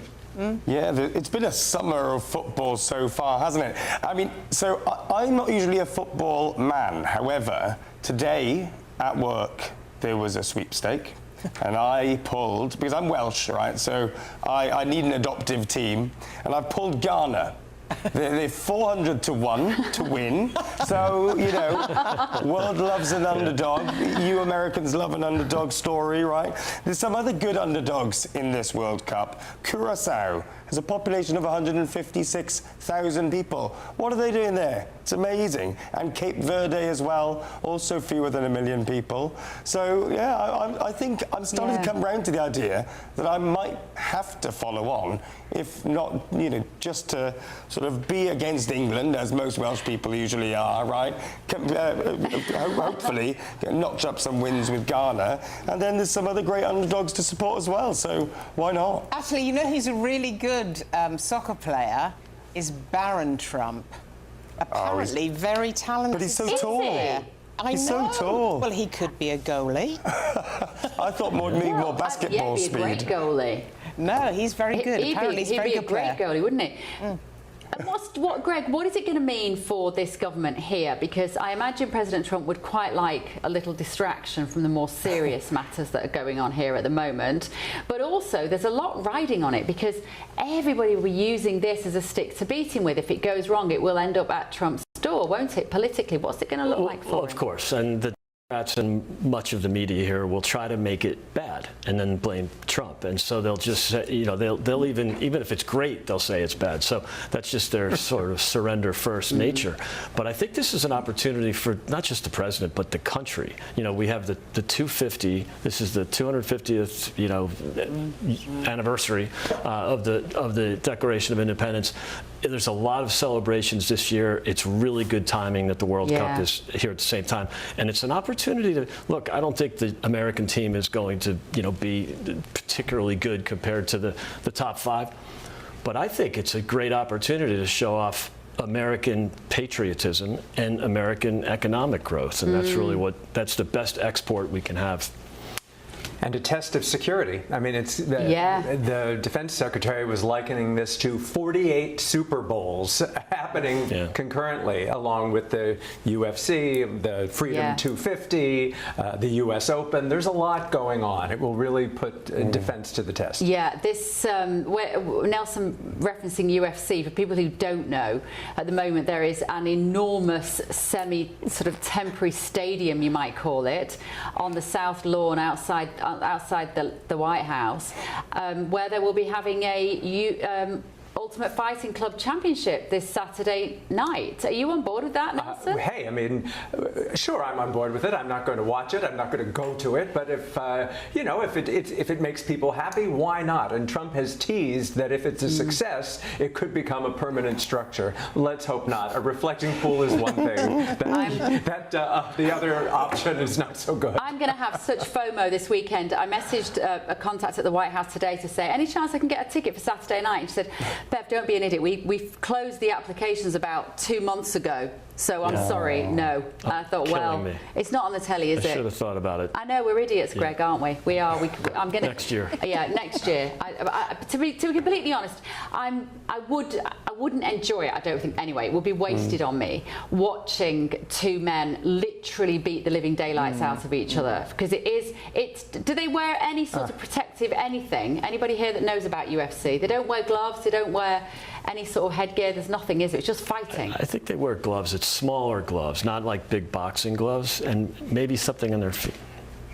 Yeah, I think you're right. Actually, I think they do wear some, but yeah, it could be. If it's as hot as it is out there today, it's going to be hardcore on those athletes.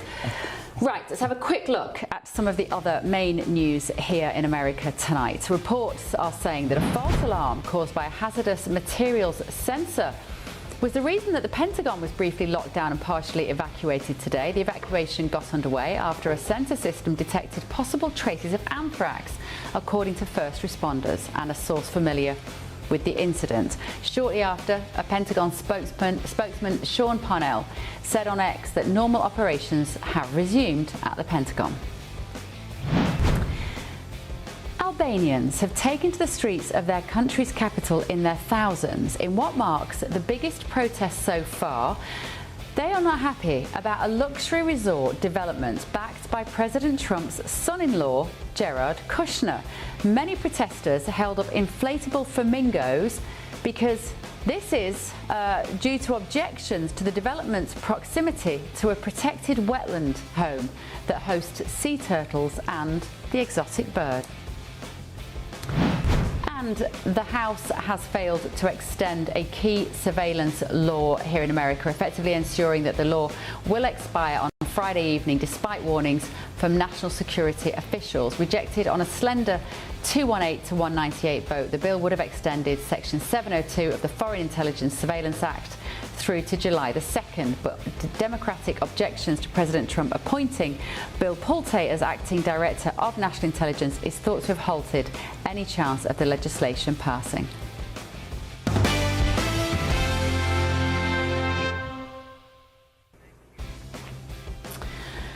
Coming up on The Late Show Live tonight. The Strait will officially open as soon as we sign, which could be soon, very soon, maybe over the weekend, in Europe. President Trump has spoken of a great settlement, saying that the conflict with Iran could be entering its final stages. But have we been here before? No breaks, remember, between now and 3 a.m. Just a quick look at your weather updates. Don't go anywhere.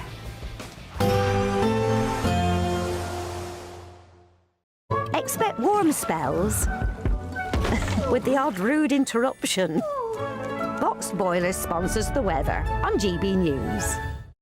Good morning, I'm here with your GB News weather update from the Met Office. Now, today is going to be the driest day of the week for many places, and it's going to be markedly warmer as well, but it's not looking totally dry, and there is quite a breeze around. At the moment, there is some rain around western parts, and that is feeding further eastwards, but it's breaking up as it goes, so many eastern parts staying largely dry, just a few spots of rain later on.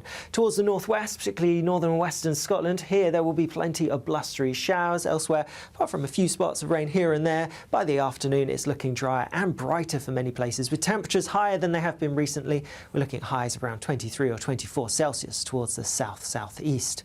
Into this evening, plenty more showery rain across much of Scotland, especially towards the northwest. Blustery winds as well to watch out for.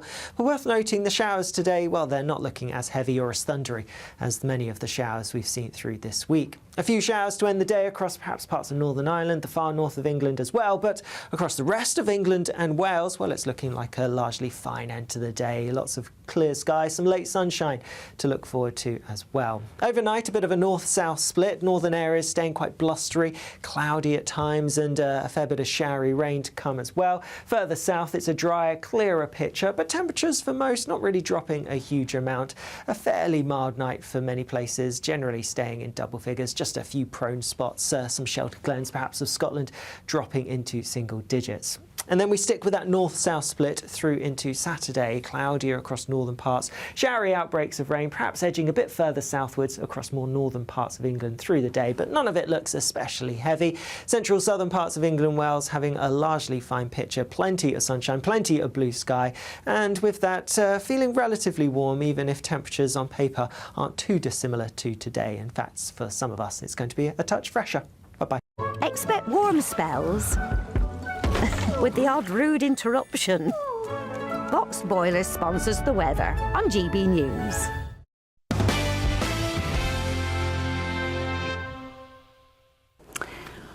Welcome back to The Late Show Live. Now, earlier in the Oval Office today, President Trump gave this update on the fragile ceasefire with Iran after a week in which the two powers exchanged fire on multiple occasions. Made a great settlement of the war with Iran, and we're going to be subject to finalization of documents, which should get done over the next few days. We'll probably have a signing maybe in Europe, and it's a great thing. Stock market's up 1,000 points. That means they like the deal. See, that means they like. If the market goes down, that means they don't like the deal. But it's been up. Oil's dropped. Oil will start coming down to, I think, even lower than it was before. I said I was in Iowa. It was $1.85 a gallon. And I don't know if I'm going to get there, but we're going to get pretty close. It's going to come down, and when oil comes down, everything else comes down. And most importantly, we have a deal that Iran will never have a nuclear weapon. Let's get the very latest on this by the Chief Strategy Officer at the New Lines Institute, Azim Ibrahim. Azim, thank you so much for joining us. I don't know about you, but I don't think President Trump looks convinced there. He's not very good at lying. Some people would say that they don't believe it when I say that, but I don't think he is very good at lying. I think what you see is what you get, and I don't think he looked convinced that we've got a peace deal here. Did you? Well, great to be with you, Bev. Look, the reality is, Bev, we have been here before. The President has indicated a number of times before that we're very close to a peace deal. But I think what makes it different this time is that the Pakistanis have actually confirmed that they have an agreement. And the Pakistanis, as you're aware, are the main interlocutors and the negotiators between the Iranians and the Americans. So I think that is very significant. And on top of that, I would even argue that the most recent strikes that we've seen against Iranian assets in the region, particularly radar stations and other monitoring stations, is actually indicative that we're getting close to a deal. What the President does not want is having an agreement and the Iranians still able to close the Strait of Hormuz whenever they want. So they're essentially degrading their ability to monitor and close the Strait of Hormuz before any final peace deal is reached. Do we know what the agreement looks like, Azim? Do we know any detail on it? What's been conceded?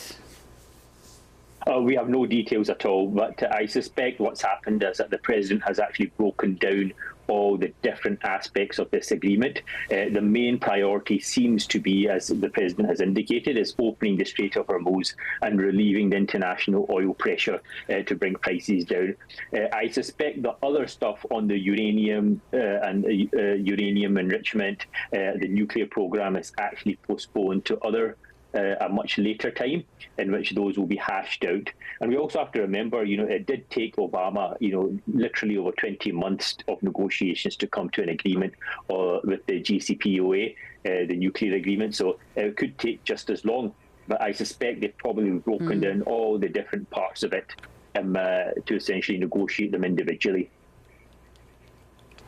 What kind of pressure do you think the inflation figures would have placed on these negotiations in terms of President Trump's perspective, Azim? Well, the reality is that, oil prices have gone up dramatically and people are feeling it in their pocket, not just in the United States, but around the world. So there will be significant pressure. And with elections coming up in the midterms, which do not look too good for the Republicans, I would imagine he's under quite a bit of pressure to quickly wrap up a deal, particularly on the Strait of Hormuz, which I think is probably the top priority. We don't know at the moment, of course, what a peace settlement looks like. When he talks about a peace settlement, we know that his ambition from the moment he got into the White House this time was to create a Middle East that is peaceful and prosperous and was going to be settled for decades, he would hope, after he left the White House. We're not there yet by any stretch of the imagination. But are we close, do you think, Azim? I think much of that, Bev, depends on the agreement itself. I've argued actually a number of times on your programme that the biggest issue, particularly to myself, who's actually been looking at this region for some time, the biggest issue is actually the Iranian militias around the region. Not just Hezbollah, the most famous, or the Houthis, but many others. And they have actually been responsible for sowing chaos in the entire region. In Syria alone, they've actually been responsible for more deaths than everybody else combined. And so unless there's some sort of agreement and understanding on controlling these proxy forces and militias, then you probably won't see much peace in the region. And I think it'll be very difficult for countries around the region to accept any agreement unless that's actually included.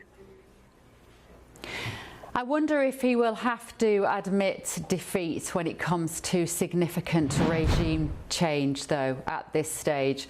Will he be happy to have degraded the military, to have undermined their nuclear capabilities, but has to accept that he cannot take out a theocracy in the way that he wanted to for the sake of the Iranian people? Yeah, well, the reality is, Bev, an agreement is an agreement. If they manage to get all the things that they wanted, it's almost irrelevant who's in power.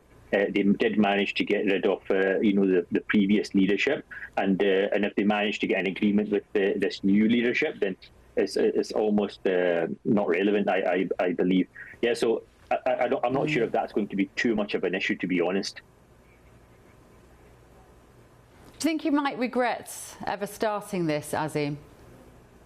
All of that just depends on what the outcome actually looks like. If there is a possibility, reining in Iranian militias, getting some sort of agreement on the Strait of Hormuz, getting some sort of agreement on the nuclear program, then I think this could be spun as a win.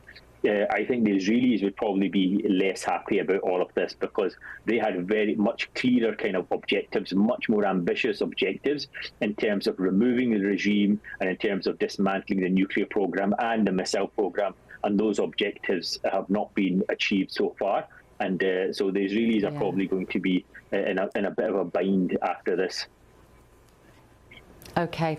Good to see you. Azim Ibrahim, OBE there, Chief Strategy Officer at the New Lines Institute. Thank you, guys. Let me talk to you all about this. I just think this situation is so concerning and so worrying. And when Azim says there, Linda, that in a way it doesn't matter whether he can change the regime as long as he does get these wins, it really matters for the Iranian people, doesn't it? I think it does, actually. And the whole situation, which blew up many months ago now, has kind of faded into memory, into our memories, but not into their memories. This is 30,000 Iranian citizens slaughtered. I mean, who could forget the picture of that amazing young wrestler that was hanged? This is the investment of a country. It should be the investment of a country, and that is not the case here. But I do see the kind of point he's trying to make. in that regime change was only really mentioned at the start. In fact, the main thrust of all of this was about nuclear and uranium enrichment, and then it became about the Straits of Hormuz because of the economic repercussions. So I think what he's talking about is if you solve the problem in the Strait, and you start helping the economic situation in America, which is very troubling to him, and you do something about the enrichment of uranium, well, that will be a significant progress, and you can forget about regime change, because I don't think actually it looks as though he's going to be able to achieve regime change, simply because when all of this started, there was no organised opposition in Iran, and it didn't progress very far. Nothing came up. There was no underground movement that could come up. But what I would say here, and I'm surprised that Azim Ibrahim didn't mention this, I think the kind of fly in the ointment is Israel. You know, he didn't talk about Israel at all, and that's a big complicating factor. Let me leave you with one thought. I actually was in DC during the first Gulf War, and I interviewed Douglas Hurd, the then Foreign Secretary, and the Foreign Secretary said exactly the same thing. What we want to do is bring peace to the region. And I said to him, surely the best you can hope for is contained instability in the region. And I sort of think that is still the case. I think it is such a complicated region that it's almost insoluble. You can't deal with it very easily, and you can't deal with it this way. Yeah. Kai, can you ever change a culture that's built on a very extreme religious doctrine and has been for generations? Well, I think it's maybe not as much about the culture, which, yes, has been a few decades, but of course Iran was quite different, and we see the pictures from, you know, back in the day, how things used to be. But what I think we have learned here is, you know, Trump and we here in the UK and many others are used to negotiating in good faith with states that are constituted in fairly similar ways, right?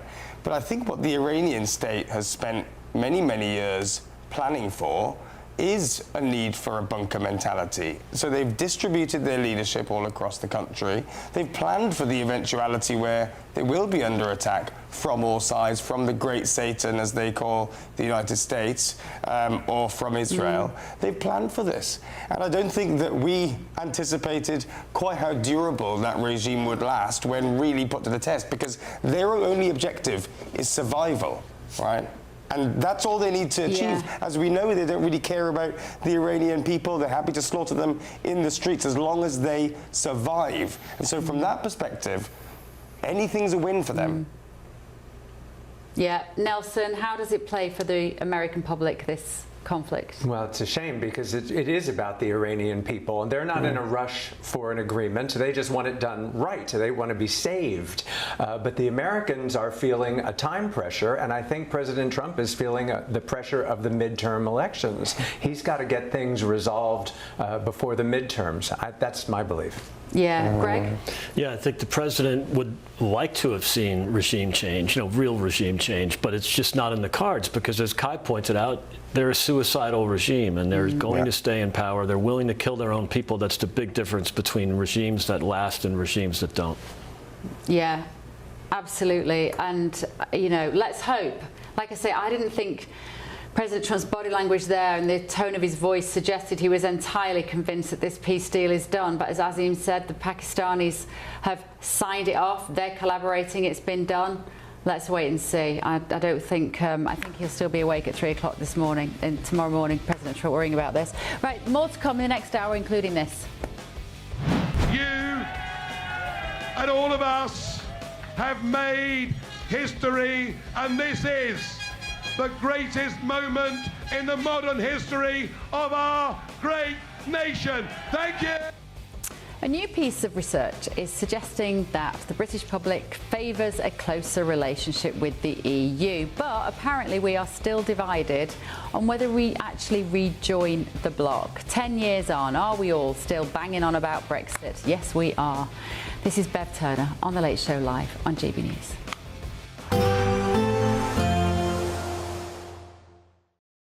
Today, clouds overhead.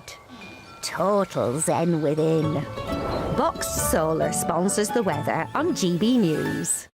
Good morning, I'm here with your GB News weather update from the Met Office. Now, today is going to be the driest day of the week for many places, and it's going to be markedly warmer as well, but it's not looking totally dry, and there is quite a breeze around. At the moment, there is some rain around western parts, and that is feeding further eastwards, but it's breaking up as it goes, so many eastern parts staying largely dry, just a few spots of rain later on. Towards the northwest, particularly northern and western Scotland, here there will be plenty of blustery showers. Elsewhere, apart from a few spots of rain here and there, by the afternoon it's looking drier and brighter for many places, with temperatures higher than they have been recently. We're looking at highs around 23 or 24 Celsius towards the south-southeast.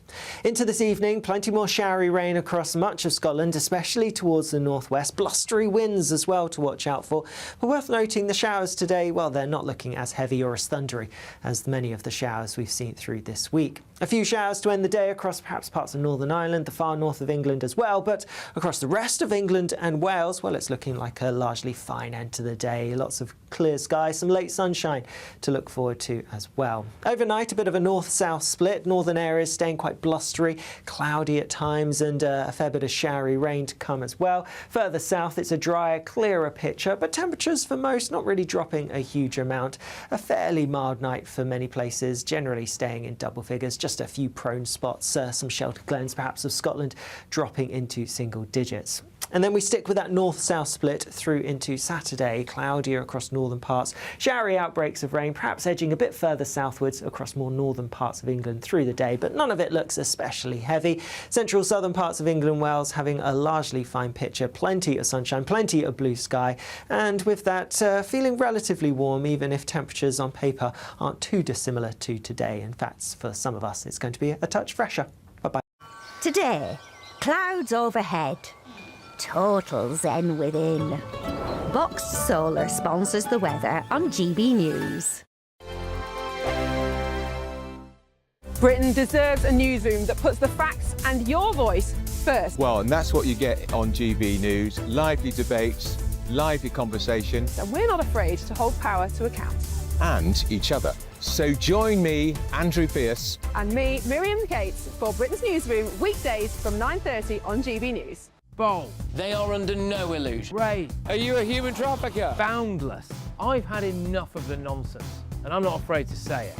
Don't get this on the BBC. Every weeknight, I tear through the headlines. The smell of gasoline. Should we be worried about it? From Westminster madness to cultural war chaos. What I'm going to do now is they are throwing things out the car as we speak. Get ready, Britain. Here we go. Patrick Christie tonight, weeknights from 9 p.m. only on GB News, Britain's news channel. From the school run to the home run, watch a new show for all of Britain. So he can say whatever he wants. A straight talking show where all voices are heard. And, you know, when are we going to stop talking about smashing the gangs and actually do it? With the stories that matter from every part of our country. There's a bit of a crash landing there for your Chancellor. Bold, fearless and standing up for you. That's me, Martin Daubney, 3 p.m. till 6 p.m. weekdays, here only on GB News. The People's Channel, Britain's news channel.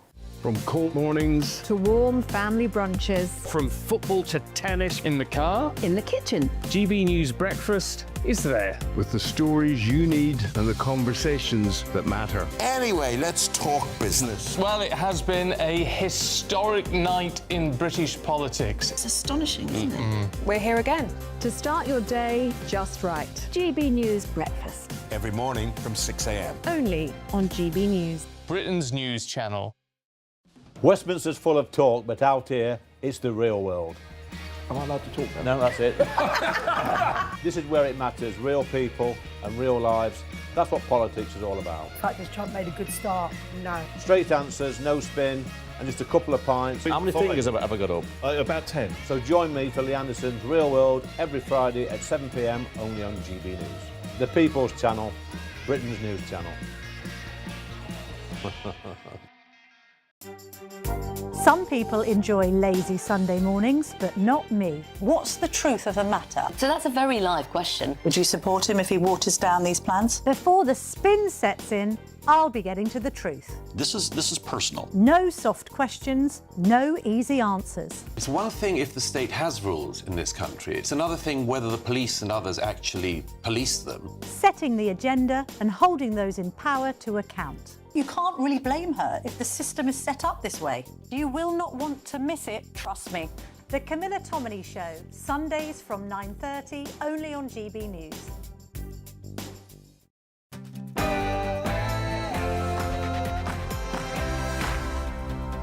Somehow. Very good evening, good morning, live from Washington, D.C. This is Bev Turner on GB News with the stories shaping Great Britain and the United States of America. Yes, I have a guest in the studio. We'll come to him in a minute. First, though, this evening. My first duty, the duty above everything else, is to keep our country safe. Could the Prime Minister's days be numbered as the number of resignations in the Ministry of Defence keep on coming? Also tonight. How many frigates do we have in the fleet? We have. That is the man who has kicked it all off, John Healey, who in a resignation letter this morning made some truly staggering comments about the state of the UK's defences. Also, the Strait will officially open as soon as we sign, which could be soon, very soon. President Trump has spoken of a great settlement, saying that the conflict with Iran could be entering its final stages. Haven't we been here before? Maybe this time it will be different. Also, British policing, we can only stay ahead of criminals, we can only be effective if we've got the best of modern technology. I met Commissioner Mark Rowley, who has warned that blocking a contract with US tech firm Palantir could cost frontline policing jobs. Just what is so controversial about this massive US tech company? I'm going to deep dive into that in just a moment. And tonight, you and all of us have made history, and this is the greatest moment in the modern history of our great nation. Thank you! Apparently some new research suggests the British public favours a closer relationship with the EU, but not necessarily rejoining the bloc. We are still banging on about Brexit 10 years later. I'm Bev Turner. This is The Late Show Live.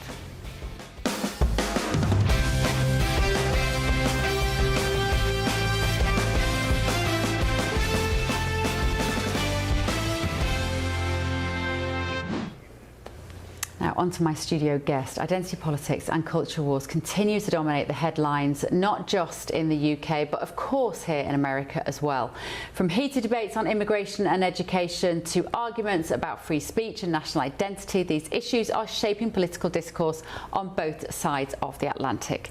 One man is taking a stand against this, and he joins me now, political commentator and author of the upcoming book, Make America Talk Again, Brilliant Holihan. Brilliant, it's so good to see you in real life. Awesome. This is perfect. Not on a Zoom screen, we're in person. Exactly. Did I say brilliant? I mean, Brylan. Yes, ma'am. Sorry, so sorry about that. It's a long show, this 3 hours.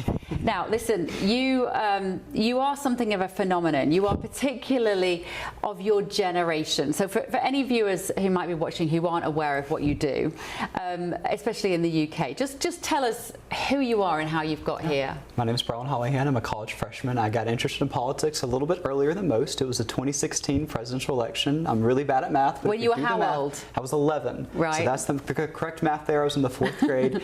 And I decided to do something a little radical. I decided to start a podcast. And nobody would come on that podcast. I mean, I couldn't get the mayor of the city council, but Charlie Kirk was my first guest. He took a chance on me. It started a lifelong friendship. And so after the horrible assassination last year, it kind of sparked my inspiration to go debate on campuses and follow in his footsteps. And so the book you mentioned, Make America Talk Again, it's a how-to guide for more people to debate. I'm the only one out there. I want more people with me, and it's just inspiring more people. So I love it. Because we've seen in the UK this sense of clamping down on free speech, particularly since the so-called pandemic, where the phrase "you can't say that" became entirely normal, and I think we're still recovering from that. Maybe we never will. Do you see it the same way here in America? Absolutely. I think one of the reasons that President Trump won the youth vote in 2024 wasn't because of his hairstyle or his skin tone or his fiery tweets, but a lot of it was become the effects of COVID. A lot of young people grew up thinking that we should put our hands out and expect everything that we need in life from the government. Reagan famously said that the scariest words in the English language, or I'm from the government, I'm here to help. And our generation realized that truthfully during COVID. We realized that when we were locked out of school for a year and a half. We realized that when we couldn't go visit our granny for Thanksgiving dinner, but hey, the strip club down the street's open as though they're essential workers. We realized finally that maybe the government doesn't have our best interest at heart, and maybe we should start asking questions, and asking questions got us where we are today, and I'm thankful for that. Yeah, absolutely. We were challenged, and how you responded actually is life-changing in many ways. We've just been talking about the fact that our government at the moment, in response to events in Belfast, and actually I would say also previously Henry Novak's death, the response to these has not been to question illegal migration or to question perhaps DEI training of police officers in the case of Henry Novak, but it's to say that what we need to, the solution to this is to clamp down on social media. Just your thoughts as an American. I'm not going to sugarcoat this. As you know me, I was in London last week, and I saw with my own eyes that when you have your #1 priority is mass immigration, when you treat borders as optional, when you treat national identity as embarrassing, this is the result. Your citizens die. I'm tired of the strongly worded letters. I'm tired of the apologies after the fact. Henry Novak should still be alive. More members of my generation should still be alive today. I have this American dream to look forward to. Graduate college, get a job, get a wife, get a house, get the family. That's all something that we all get to do here. And unfortunately, people in America and across the pond don't have that, simply because failed leaders have failed policies. And it's time we start holding them account to that. Just like we did in COVID, these politicians can't get away with killing us with their policies and the next day sending a strongly worded tweet and expecting everything to blow over. What do you see as the relationship between the UK and the US now? How do you see it? Because I get contacted when stories like we've seen this week happen. I hear from American broadcasters who want me to go on and talk about it because they see us as something of a morality tale, and that they don't want America to look to become the way that UK does look to them. Is that how you see Americans viewing the UK? I do. And I think a lot of that came up when the King and Queen made their visit here to America just a few weeks ago. I think we saw the president kind of make a warning of, we don't want to see what happens on your streets happen here, and we want to kind of use y'all as a guinea pig to say, this is bad, let's not copy those policies here. Now, a lot of the politicians just on the street from us here have spent the last decade saying, we need to be more like Europe, and we need to be more like the UK. And unfortunately, I think we don't. If anything comes from this, I want to be really clear that what our generation's learned, especially since COVID, is that it's not necessarily these nations that conquer other nations and that's the downfall. It's actually weak men that lead to the downfall of a nation. And we're unfortunately seeing weak men lead your country right now. And as the next generation, I think people all over your country need to stand up and be the light. They need to stand up and see the truth that Charlie Kirk said, to stand up and hold that microphone. That "Here I am, send me" verse needs to be on their heart every single day, because it's been past time for our parents and grandparents' generation to pick up the baton. It's time for the next generation. Do you feel you've been let down by the older generation? I certainly don't think that in America or the UK we've been handed this, glittery American dream that we were promised. I certainly think that was a little bit of sugarcoating, and when we pulled back the layers on that, especially during COVID, when we had time to, and was like, whoa, this is not the America they talk about in the films. And we've spent the past few months trying to, fix that. Yeah, I mean, we have this conversation in the UK quite frequently about the fact that you want to do better than your parents. That has been the norm in the UK for generations. That the social mobility means that most people will do better than their parents, and this looks like the first generation, your age or thereabouts, that won't necessarily get on the housing ladder and won't make more money than their parents have made. Is it similar here in America, do you think, that same pessimism? Yeah, I mean, I think I'm the first generation where it's going to be as hard as possible to graduate college and get a job, where it's going to be as hard as possible to graduate college and find that house and to start that family. Why is that? It's not a Republican or Democrat issue. It's failures decade after decade of mass legal and illegal immigration that has flooded our streets with people we have no idea where they came from or where they are in our country, and they've taken the houses, they've taken the jobs, and we look out and say, where am I supposed to get my start? Where am I supposed to attain this American dream? And it's disappearing. The same thing's happening in the UK. And not only is it ripping away the future, but it's ripping away our lives. And if we can see that, particularly with wage kind of deflation, if you like, or kind of wage stagnation because of people coming in and undercutting people that might have been born in America or the UK, if we can see it, Why can't the politicians concede? Or is it just that they're okay with it? What a great question, Bev. They're drunk on power. I spent my entire day from 9 a.m. to now on our Capitol Hill, knocking the doors of our congressmen and asking them all one simple question. When I spoke at 10 campuses last semester, debated 10 different campuses, every single question was the very first for all of them.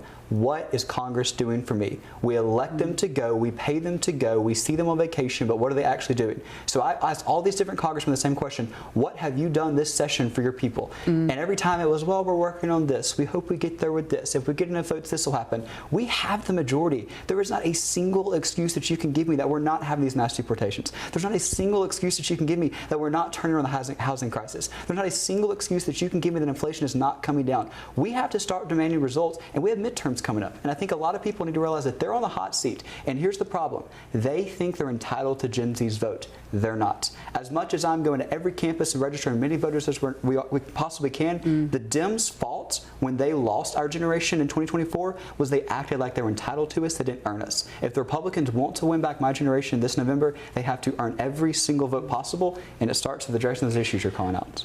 Lots of people who've sat on that seat where you are have been in this studio and said to me in the last few months since March that the Iran war has very much upset the young MAGA men who lent President Trump their vote. Do you see it like that? So I think there's a lot of frustration with people that say he said no new wars, here we are in a war. My counter to that is I agree that we don't need to have an endless war. We didn't vote for that. I also agree that we don't need to have troops on the ground. Our generation is draft age and we don't need to be served as on the front lines to fight some proxy war. But the number one thing the president has said since he rode down the golden escalator in 2015 is he is a peace through strength president. Now, you can put that in your bio, you can tweet it, you can put it on your bumper sticker as much as you want, but when peace through strength happens, they're the first people to start complaining. This is peace through strength. If we continue to allow this big terrorist nation to chant death to America time after time after time and see how close they could get to nuking us, to see how close they could get to setting off a sleeper cell in our country, all because we don't want to get involved in something, I think that's the opposite of peace through strength. So I'm glad that we have a president that did what he said he was going to do. You were just telling me off air then, Brylan, that you went travelling recently, and obviously you have a very successful social media presence, but you went phone free for a few weeks. Awesome. It's the best thing I've ever done, Bev. I loved it. I'm ready to do it again. It was just great. Tell us about that, because as parents, and you know your mum is here, who you work with. Mum, hi. Your mum is here in the studio. You know, I'm sure your mum, when you were growing up, had the frustrations of trying to get that phone out of your hand, put it down, put it down, put it down.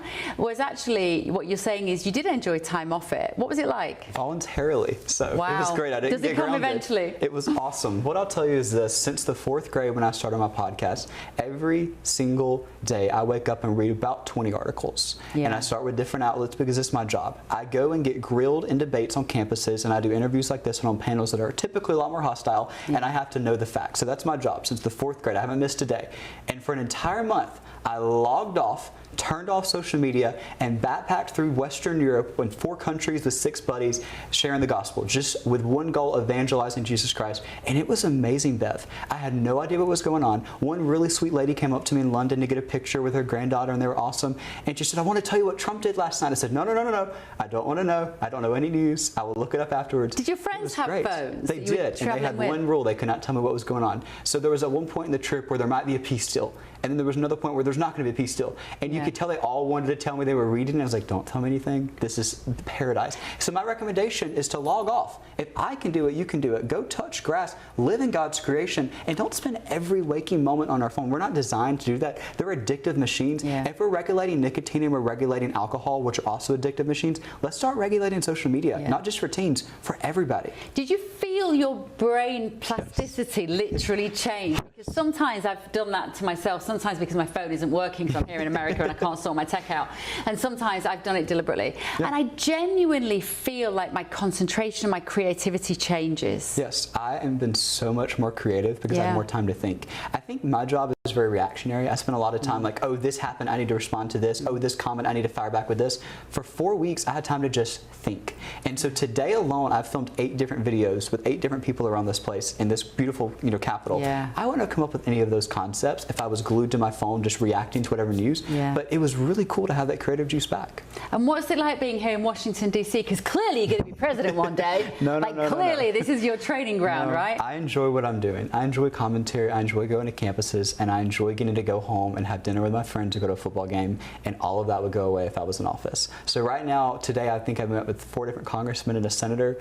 We have a meeting tomorrow, where we give a keynote address at a Right to Life group here. I get to do all of that. All of that goes away the day I step in office. So I wouldn't be able to debate on campuses. I wouldn't be able to come on this show. You'd be very limited. And so right now I think I can influence politicians, and I can influence social media, and I can influence campuses. And I feel like I have a lot more impact than I would limited in office. And your book, Brylan, is called Make America Talk Again. Yes, ma'am. I mean, it sounds like what it says on the tin. Like, I can kind of imagine, but just give us a synopsis of what you... Thank you.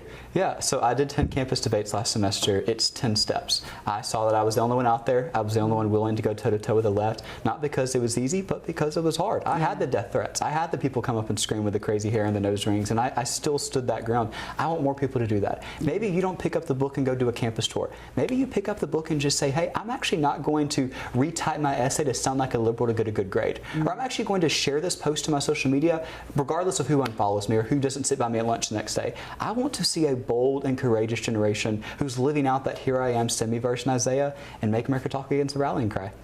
Well, I will be getting my daughters that book because that is what I would love for them. That would be lovely. Thank you, Brylan. What a pleasure. Great to meet you. Great to see you in person. Brylan Hollyhand there, ladies and gentlemen. Seek him out on social media. Always fascinating. Right, over to London.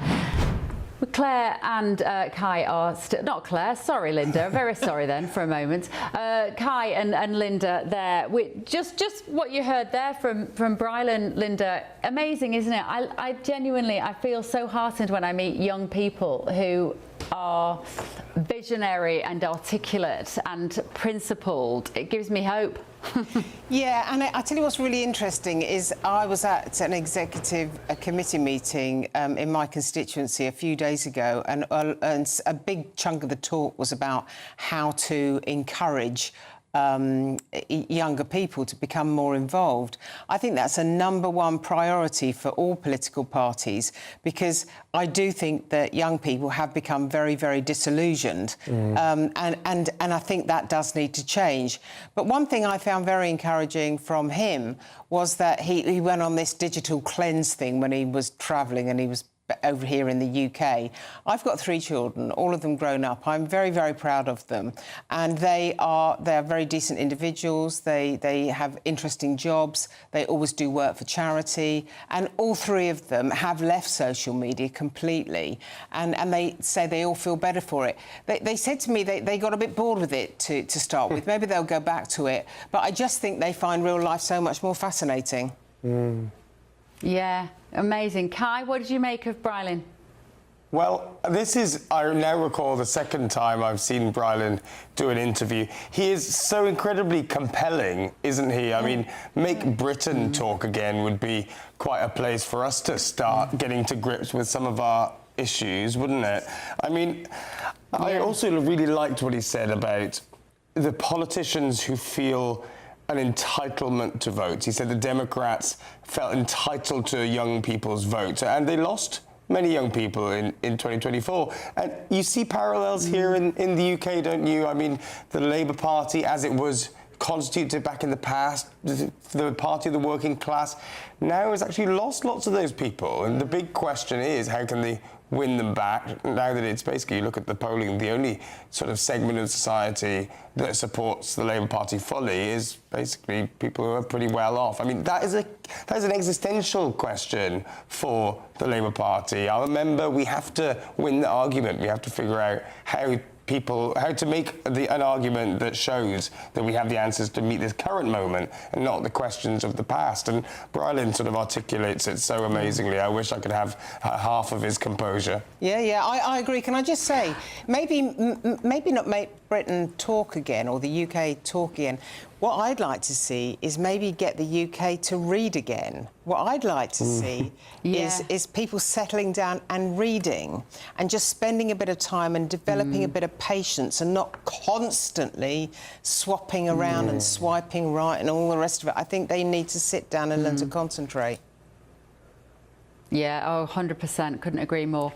Right, moving on, guys. Met Commissioner Mark Rowley has warned that blocking a contract with US tech firm Palantir could cost frontline policing jobs. The deal with Palantir was halted by London Mayor Sadiq Khan. Now, he said this is because they hadn't fulfilled all the procurement rules and some had been breached. Now, Samart Rowley says the decision will ultimately affect both police numbers and the quality of service delivered to Londoners.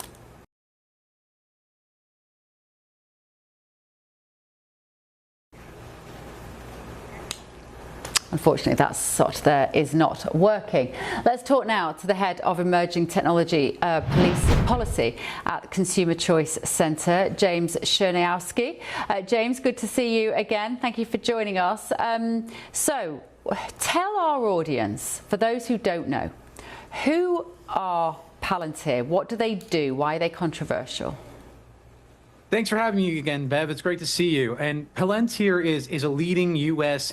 Defense technology firm. Its software has been utilized all around the world. It has partnered with numerous countries in order to go and help improve their operations in a variety of manners, both militarily and with law enforcement capabilities, certainly here in the United States at home and then abroad in the UK, Israel, etc. So they are a very popular firm, certainly one of the newer defense contractor type of firms that you hear about, as opposed to like Lockheed Martin, let's say, that has traditionally occupied this space. So they're a new era, technology-centric kind of company, but again, very controversial because their technology is leveraging the internet in order to go and scrape the billions of data points that are out there in order to help these law enforcement entities do their jobs.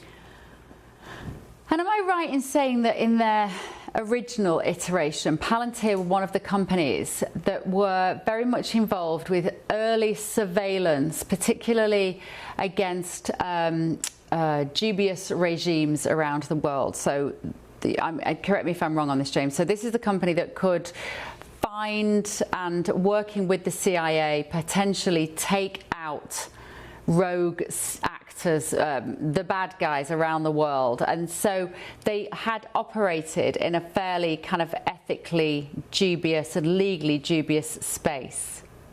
Yeah, that is certainly the criticism that the company has faced with its operations with U.S. intelligence agencies. That is what their primary function is to help our defense industry, or rather, our military capabilities in their operations, and surveillance is a part of how they conduct themselves overseas. Now, there's obviously international law that comes into play here, so whether or not there's any kind of legal issues that get present by how they're operating is, I'll defer to other experts there. But yes, that is certainly what they are known for. And it's because of their activities in that space that they have drawn consternation, certainly here at home in the United States, as well as internationally, too. And do we know much about this deal that they were going to do with the British police, which Sadiq Khan has said cannot go through at the moment? He's blocked it because he said they didn't go through the normal procurement channels. What were they going to do? Has that been made public? To my knowledge, that specifics of those deals have not been made public. We know how much it was going to be worth. It was going to be worth up to £50 million, which is certainly a significant amount of money. And at least based off of the commentary from the police commissioner there for the London Metro, it seemed like they wanted to use it to help them with their investigatory kind of phase of their law enforcement capabilities. And, you know, I think that he certainly presented a sympathetic case insofar as that they are being faced every single year with having to downsize their force that they have. Every single year, it's been an average of 1,000 people that they've had to cut. And meanwhile, they're not getting any assistance, and this is where technology can help them out with what they're doing. So while I can understand that as somebody who has done a lot of work in the surveillance space, it certainly does raise a little bit of red flags for me when I see a company like Palantir enter the arena, because again, it's not so much about the company itself, it's about the fact that law enforcement doesn't necessarily have the best practices when leveraging this technology, and that there's going to be an overlap of that use of the technology that's going to almost certainly infringe upon somebody's civil liberties, where I ultimately get angst, and certainly many others as well. Yeah. And of course, they aren't apolitical. We have to say that. They have been very closely connected to JD Vance, particularly Peter Thiel, who runs Palantir, and very closely connected to President Trump. Am I right in thinking they partly funded his campaign? Yeah, so we certainly know that Alex Karp, the CEO of Palantir, certainly is very active in that space. We know that he's probably made individual donations, and certainly through PACs, there's been other donations that have gone towards supporting the Trump campaign back in 2024. That being said, that's all perfectly legal and above board, but certainly his politics are very well known in this space. And they put out a manifesto that was talking about American dominance when it comes to the technology sector and the purpose of our tech firms. And I know that particular manifesto certainly did rub some people the wrong way across the pond and in Europe more broadly speaking. So the notion that while the mayor is claiming that this isn't because of their values or any political reasons, the Labour Party in the UK, as I understand it, certainly has its fair share of issues with the politics of Palantir and its CEO. Yeah, absolutely. Thank you so much, James.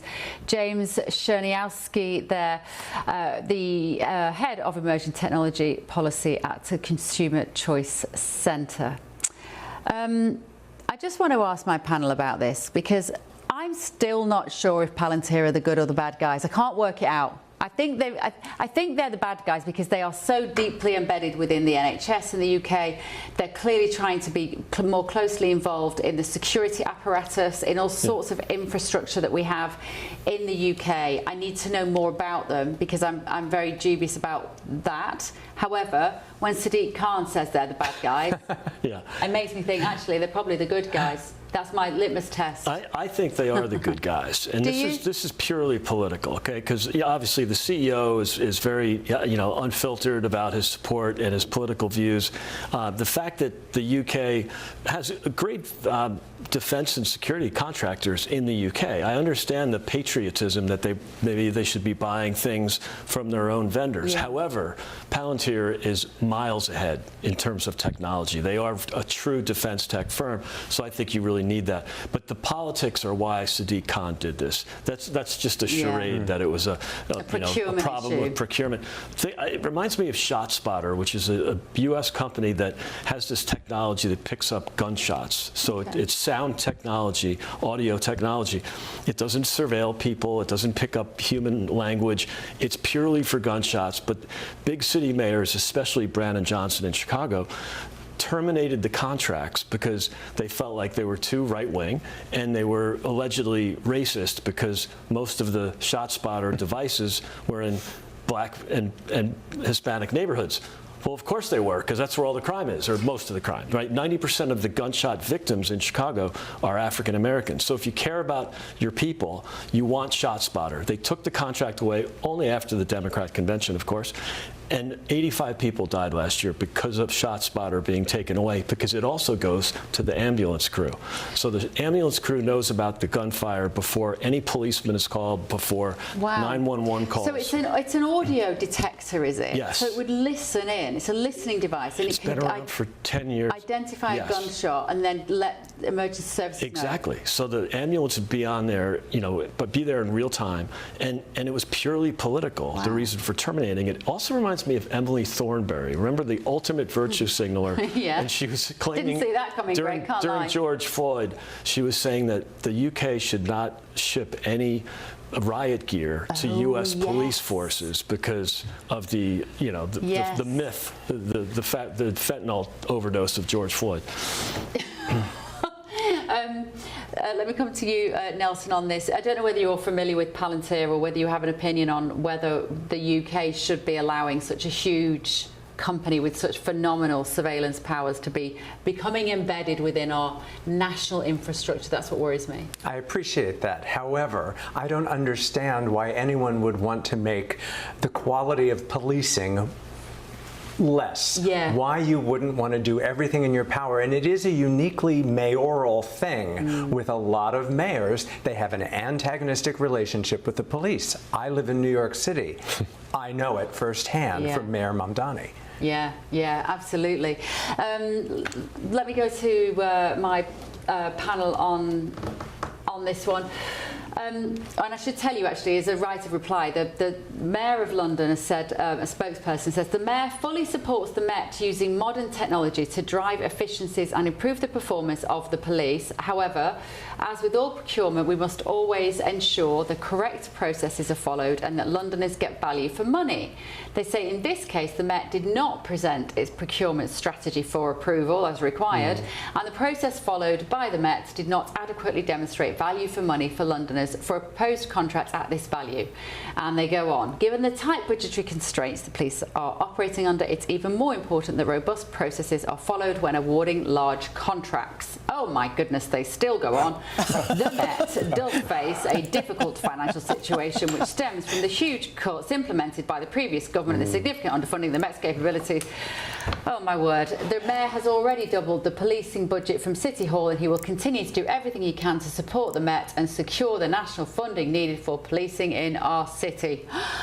Linda, I can't remember what my question was because it was about 5 minutes ago, but I think I was going to say to you whether we should allow Palantir to be coming to be working so closely, coming into our systems like this without absolute transparency about what they're doing. I think they're probably trustworthy.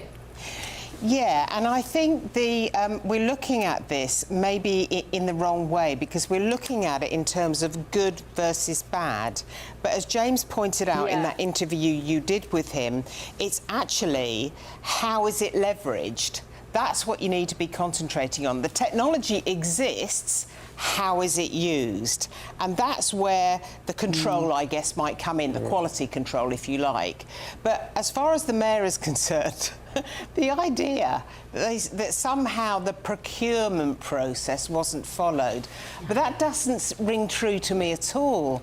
I mean, I've actually been involved in procurement processes, because if you do any kind of media training or media awareness training or whatever for the NHS or for a big organisation, going through a procurement process is inevitable, and you know pretty quickly early on whether you're doing it properly or not. It doesn't normally get to this stage and you suddenly find out, whoops, we didn't follow the procurement process. It sounds absurd to me, and it just sounds like he's politicised this. And I think what we need to pay attention to is the Metropolitan Police is under a great deal of pressure financially, and it has fewer and fewer resources all the time. So provided this can be used successfully, and provided, of course, it gets through the procurement process successfully, it should actually be an advantage to us, because we will be able to operate a better system for the Metropolitan Police Force, which is the biggest police force in the country. And actually, there are many arguments to say we should split it up to make it more efficient. But if we're going to keep it the way it is, we need to be using every method we can at our disposal. Yeah. Kai, what do you think about it? Well, Sadiq Khan is not the only politician who is looking at the power that some of these large tech companies have, the infiltration of them into our systems, and just putting a small pause on some of that, right? And there's been a big conversation in the UK over in our politics at the minute. Interested to hear you guys' views on this. There's been, since Donald Trump came back into power, a lot of chat about technological sovereignty here in the UK and in Europe. And one of the triggers was, if you recall those media briefings back many months ago about the F-35 fighter jets and how the US and the US sort of defense establishment manages to restrict access to that software, updates, mission data files and so on. And when Donald Trump showed maybe some hesitation around NATO and around support for Europe, many European partners started wondering, well, maybe we should start building our own tech infrastructure. And it's at this point that Palantir comes in, because Palantir has become a bit of a political football. And we are rubbish in this country about talking in detail about complicated policy discussions, most of all tech, right? And so you have somebody like Zach Polanski, who frankly is a grifter who should have stayed in acting, and he comes out and says, oh, Peter Thiel, the CEO of Palantir, which he's not, obviously, he's the founder of Palantir, but he's muddying the waters in a way that gets the left quite angry. However, you're right. A big company, a big tech company with massive powers in data analytics, facial recognition, predictive policing, which is one of the things that they've been criticized for in some countries, their reputation with ICE and so on, which was referred to. it has to be, there have to be questions asked, but it has to be done in the right way. And I don't have any confidence that the sort of technological understanding of our political class will mean we have a proper conversation about whether Palantir can be usefully used in our systems. Yeah, okay. Thanks, guys. Right, still to come. You and all of us have made history, and this is the greatest moment in the modern history of our great nation. Thank you! Feels like a long time ago, that, doesn't it? Well, it is 10 years, but new research suggests the British public favours a closer relationship with the EU, but isn't sure that we should rejoin. Let's discuss that. This is The Late Show Live, only on GB News. Quick look at your weather.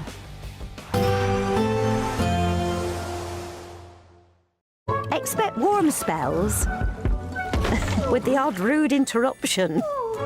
Boxed Boilers sponsors the weather on GB News. Good morning, I'm here with your GB News weather update from the Met Office. Now, today is going to be the driest day of the week for many places, and it's going to be markedly warmer as well, but it's not looking totally dry, and there is quite a breeze around. At the moment, there is some rain around western parts, and that is feeding further eastwards, but it's breaking up as it goes, so many eastern parts staying largely dry, just a few spots of rain later on. Towards the northwest, particularly northern and western Scotland, here there will be plenty of blustery showers. Elsewhere, apart from a few spots of rain here and there, by the afternoon it's looking drier and brighter for many places, with temperatures higher than they have been recently. We're looking at highs around 23 or 24 Celsius towards the south-southeast. Into this evening, plenty more showery rain across much of Scotland, especially towards the northwest. Blustery winds as well to watch out for. But worth noting, the showers today, well, they're not looking as heavy or as thundery as many of the showers we've seen through this week. A few showers to end the day across perhaps parts of Northern Ireland, the far north of England as well, but across the rest of England and Wales, well, it's looking like a largely fine end to the day. Lots of clear skies, some late sunshine to look forward to as well. Overnight, a bit of a north-south split. Northern areas staying quite blustery, cloudy at times, and a fair bit of showery rain to come as well. Further south, it's a drier, clearer picture, but temperatures for most not really dropping a huge amount. A fairly mild night for many places, generally staying in double figures, just a few prone spots, some sheltered glens perhaps of Scotland dropping into single digits. And then we stick with that north-south split through into Saturday, cloudier across northern parts, showery outbreaks of rain, perhaps edging a bit further southwards across more northern parts of England through the day, but none of it looks especially heavy. Central southern parts of England and Wales having a largely fine picture, plenty of sunshine, plenty of blue sky, and with that feeling relatively warm, even if temperatures on paper aren't too dissimilar to today. In fact, for some of us, it's going to be a touch fresher. Bye-bye. Expect warm spells with the odd rude interruption. Boxed Boilers sponsors the weather on GB News.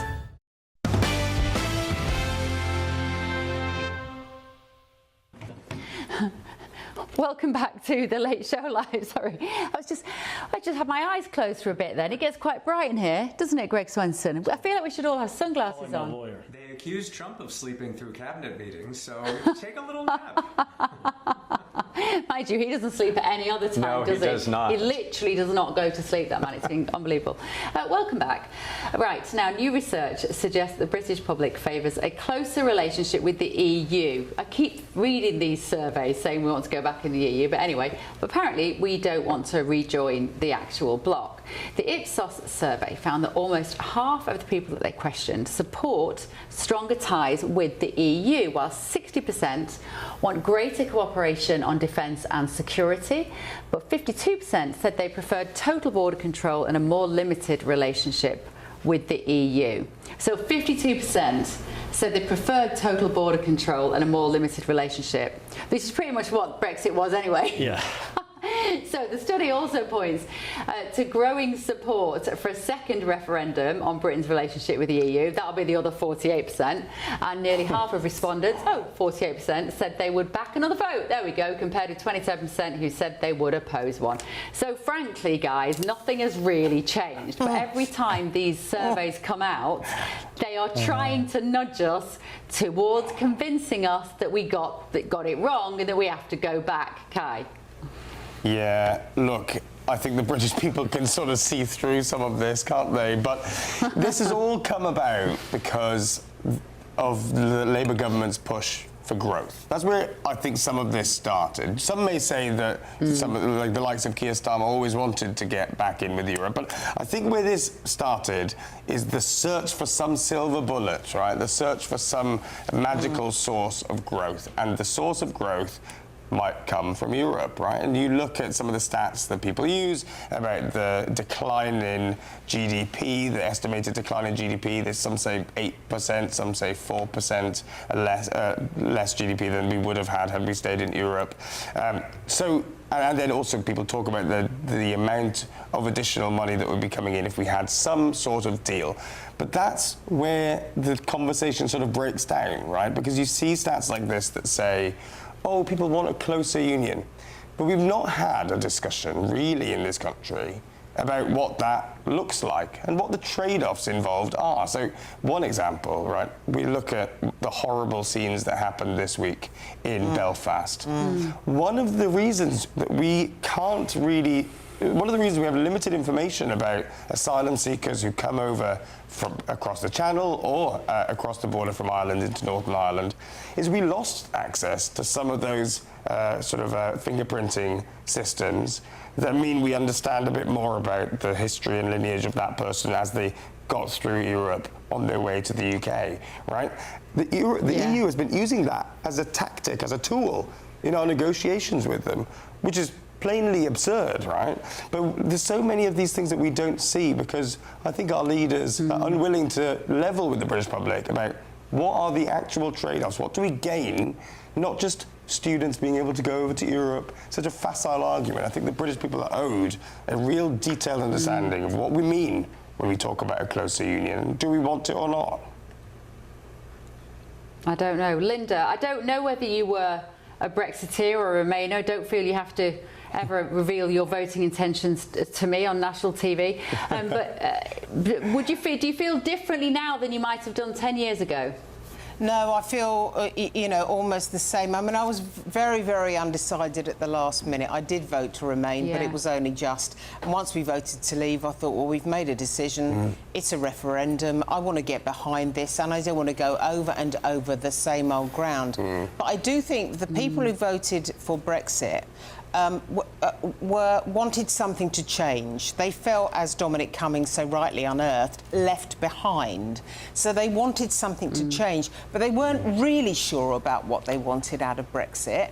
It was some vague notion of sovereignty, but I don't think they were very clear. So I think some of the responsibility must lie with the general public because they just don't lift the lid on enough stuff and do enough research to work out what their decision really is. So consequently, now we are where we are, where they're kind of undecided again about what they should do.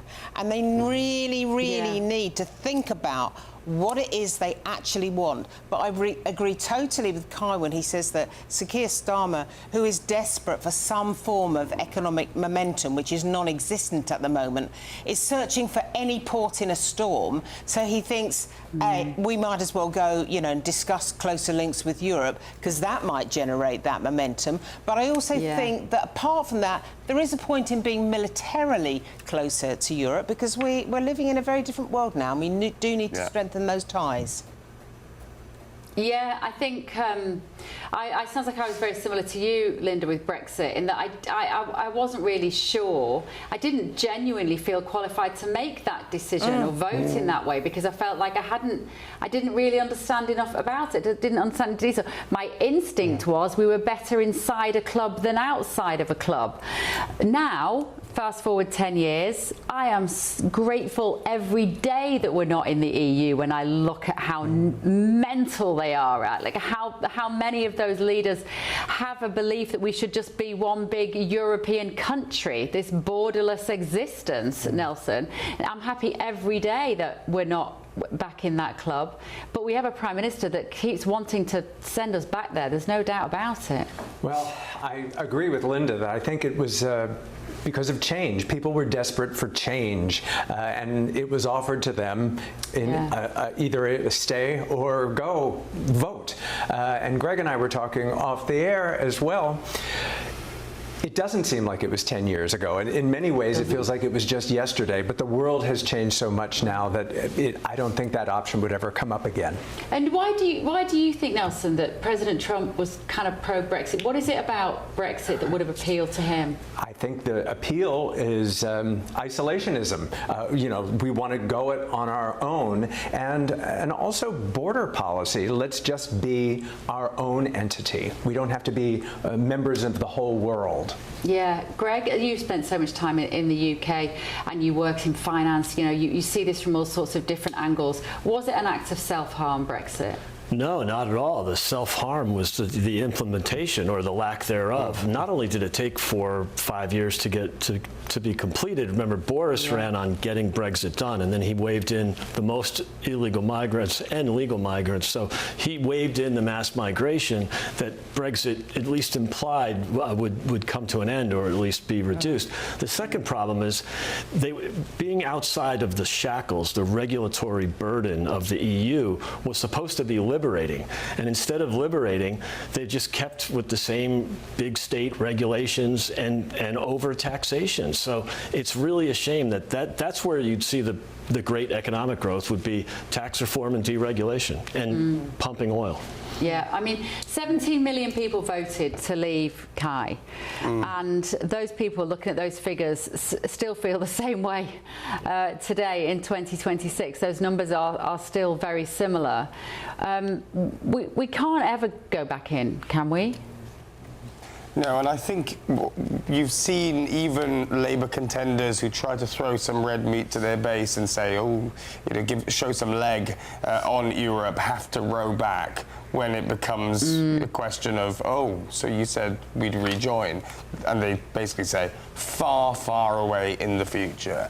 But I think, as Linda says, Brexit needed a high-quality, high-information public debate. We got shafted by our politicians in that regard. We got a low information, slop, misinformation debate. And whether or not you agree with the outcome, I don't think I was informed, Linda doesn't think she was informed of the different choices.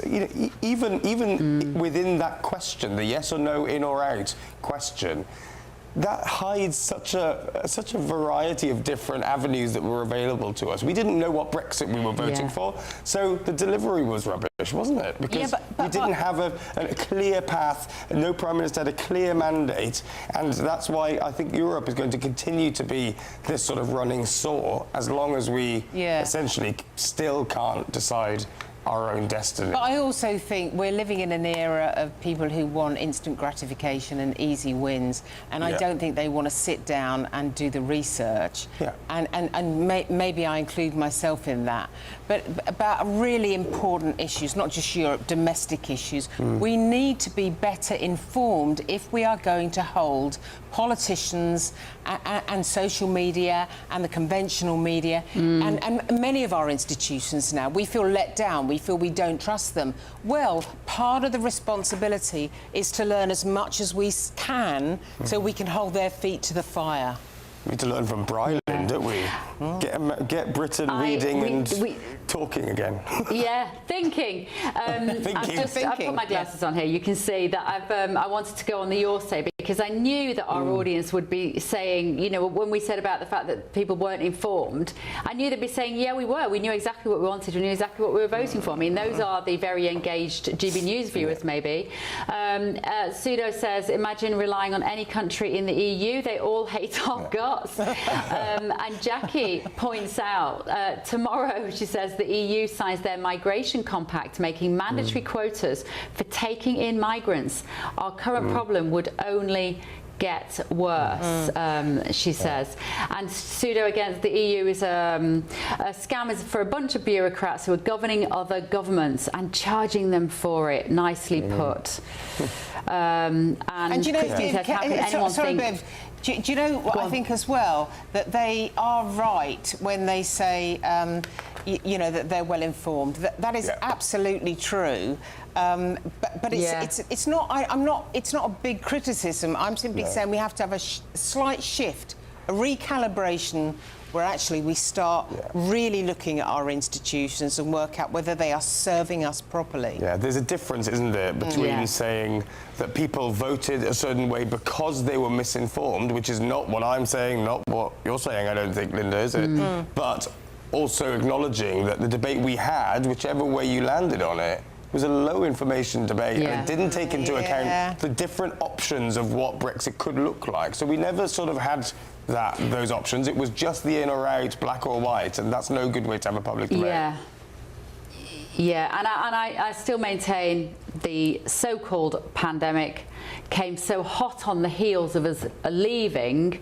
By the time Brexit was done, we were leaving, and then I think it's been so difficult to work out what the effects was on the economy of the pandemic compared to what the effects of on the economy of Brexit. It's like neither side can put their hands up and say this has been the very clear-cut result, because the waters all got completely muddied from 2020 onwards. Right, it has been revealed, moving on, that US Vice President JD Vance will next week join the co-hosts of The View live in their studio to discuss his new book, Communion: Finding My Way Back to Faith. It will be the Vice President's first appearance on the programme. If you're not familiar with The View, it's like a very, very left-wing loose women here in America. Is that a fair description, Greg? Yes. Very, very, very left-wing. It's got Whoopi Goldberg. Go on, Kai. I about every week laugh at the terribly judged video of Kelly Osbourne trying to take down Donald Trump, where she says, if you kick out all the Latinos from this country, who will clean your toilet, Donald Trump? And she thinks she's being very funny and clever. If you haven't seen the video, it's worth watching. She really puts herself in it. Well, it's got all sorts of famous viral moments, The View, hasn't it? And sometimes, I mean, it is a gift, because sometimes the women are so stupid. Like, I'm not comfortable saying that about other women on TV, but compared to the intellectual giants like Linda that I get to debate with on here, who think things through, who actually stop and think, The View is apparently just full of women who just don't think about anything, Nelson. They're just stupid. They're stand-up comedians. They want to go for the punchline or the jugular or both. Yeah. So it's like a hen party for senior citizens, ladies, senior ladies. Yeah. Greg, how will it go for JD Vance when he gets on The View? I mean, good for JD Vance. He's brave to go on to The View, but he can handle it. And look, he handled the Munich Security Conference too. Yeah. There probably weren't a lot of fans of his there. But if you haven't seen The View, it's nothing like the Munich Security Conference, just to be clear. That was a really weird analogy, Greg. I'm just saying he's not afraid to go into hostile territory. But if The View was cured of their Trump derangement syndrome, they'd be off the air. Do you know what? Yeah, but can I say I'm really looking forward to it. TDS. I am really looking forward to it, because I read JD Vance's book. Is it an elegy, the Hillbilly Elegy? And I found it a fascinating book, actually. It's really well written, and it's really compulsive, and it's a great story of an American success story. So I'm wondering about what this is about. It sounds to me like it's his conversion to Catholicism. Is that right? Because I don't know much about it. Yeah, it sounds like it. Yeah. I'm sure it will be. I mean, he's a great talker, and good on him for going on the show. You know, it'll be interesting to watch. There has been some talk that Marjorie Taylor Greene might be getting a job on the panel on The View.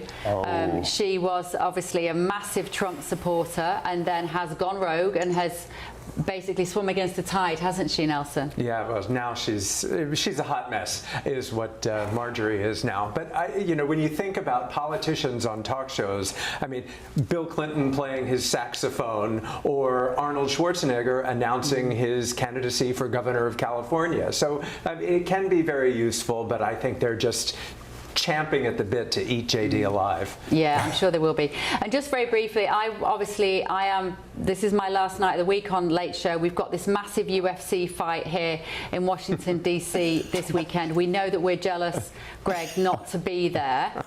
But How do you think this might go at the weekend for President Trump? Linda, just briefly to you. I mean, the metaphors are strong, isn't it? It's just people slugging it out, using their brute force on the lawn of the White House this weekend.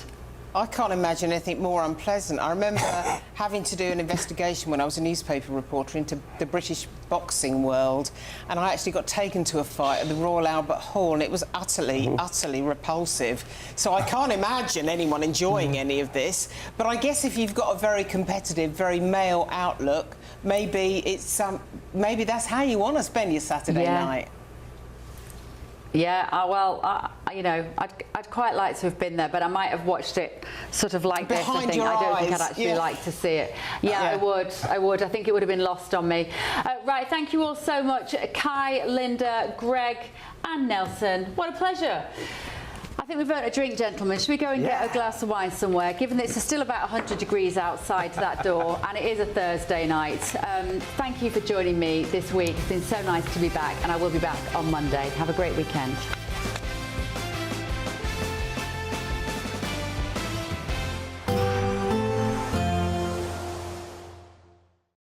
Today, clouds overhead, total zen within. Boxed Solar sponsors the weather on GB News.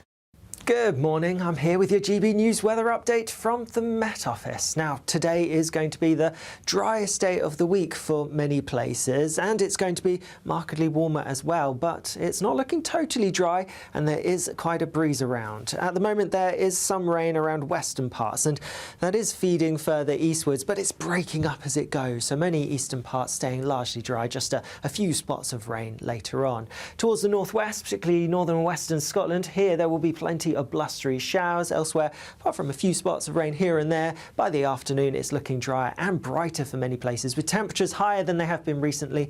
We're looking at highs around 23 or 24 Celsius towards the south-southeast. Into this evening, plenty more showery rain across much of Scotland, especially towards the northwest. Blustery winds as well to watch out for. But worth noting, the showers today, well, they're not looking as heavy or as thundery as many of the showers we've seen through this week. A few showers to end the day across perhaps parts of Northern Ireland, the far north of England as well, but across the rest of England and Wales, well, it's looking like a largely fine end to the day. Lots of clear skies, some late sunshine to look forward to as well. Overnight, a bit of a north-south split. Northern areas staying quite blustery, cloudy at times, and a fair bit of showery rain to come as well. Further south, it's a drier, clearer picture, but temperatures for most not really dropping a huge amount. A fairly mild night for many places, generally staying in double figures. Just a few prone spots, some sheltered glens perhaps of Scotland dropping into single digits. And then we stick with that north-south split through into Saturday, cloudier across northern parts, showery outbreaks of rain, perhaps edging a bit further southwards across more northern parts of England through the day, but none of it looks especially heavy. Central southern parts of England and Wales having a largely fine picture, plenty of sunshine, plenty of blue sky, and with that feeling relatively warm, even if temperatures on paper aren't too dissimilar to today. In fact, for some of us, it's going to be a touch fresher. Bye-bye. Today, clouds overhead, total zen within. Boxed Solar sponsors the weather on GB News. 5 hosts, 5 opinions, 5 fearless debates, 5 unfiltered takes on the day's news. 5 reasons not to be anywhere else on Saturday night. This is the Saturday 5. You got me good there. Britain's biggest Saturday night TV show. It's not a bad brand. Yeah. Uncensored. Very, very racy tonight. On the unpredictable. What did she say? Can you translate it for us? And always entertaining. And how can a country go from being led by William Wallace to Saturday nights from 6 p.m. only on GB News, the People's Channel. Britain's news channel. You're going to want to stay tuned, trust me. Do you trust what you're being told? Good, because neither do I. Those are just facts. I'm Alex Armstrong, and on my show, we'll expose the spin. Well, I want to answer that, because you didn't let me last time, because you always speak over me. The broken promises. To deny that is denying the truth. And the hypocrisy. Needs to stop. You think we can allow? Politics, policy, parliament. Nothing is off limits. No sugarcoating, no fear of offence, just the truth laid bare. Tune in every Saturday and Sunday at 9 p.m. for Alex Armstrong Tonight, only on GB News, Britain's news channel.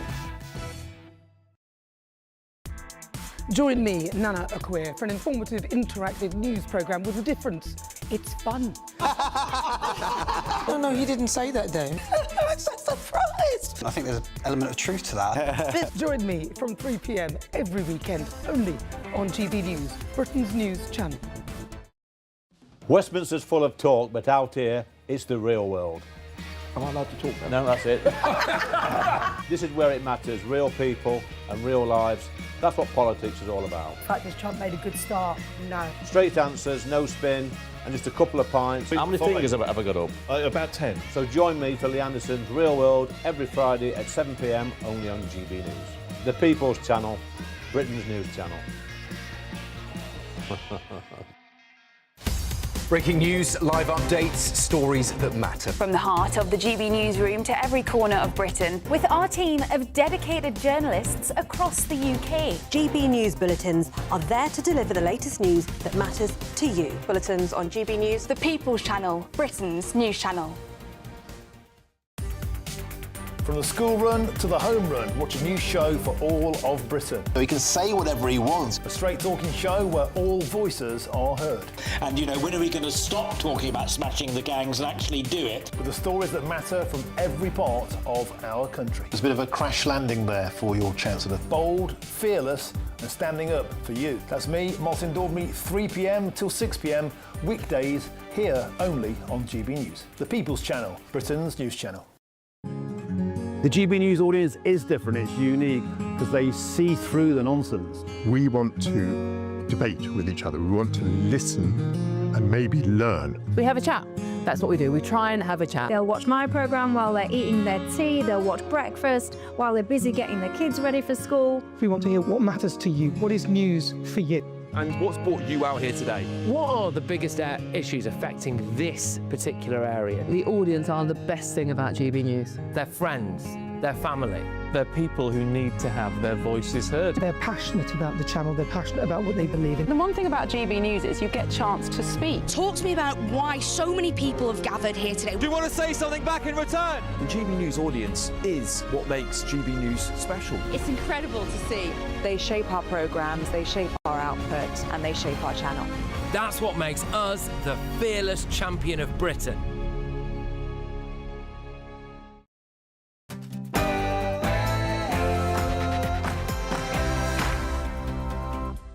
It's 9 p.m. I'm Patrick Christie's. Tonight, and the breaking news in the past few minutes, Armed Forces Minister Al Carnes has resigned. And in a scathing letter to the Prime Minister, he wrote, "A serving minister cannot ask fellow veterans to trust a process he no longer trusts himself." Get a load of this bit.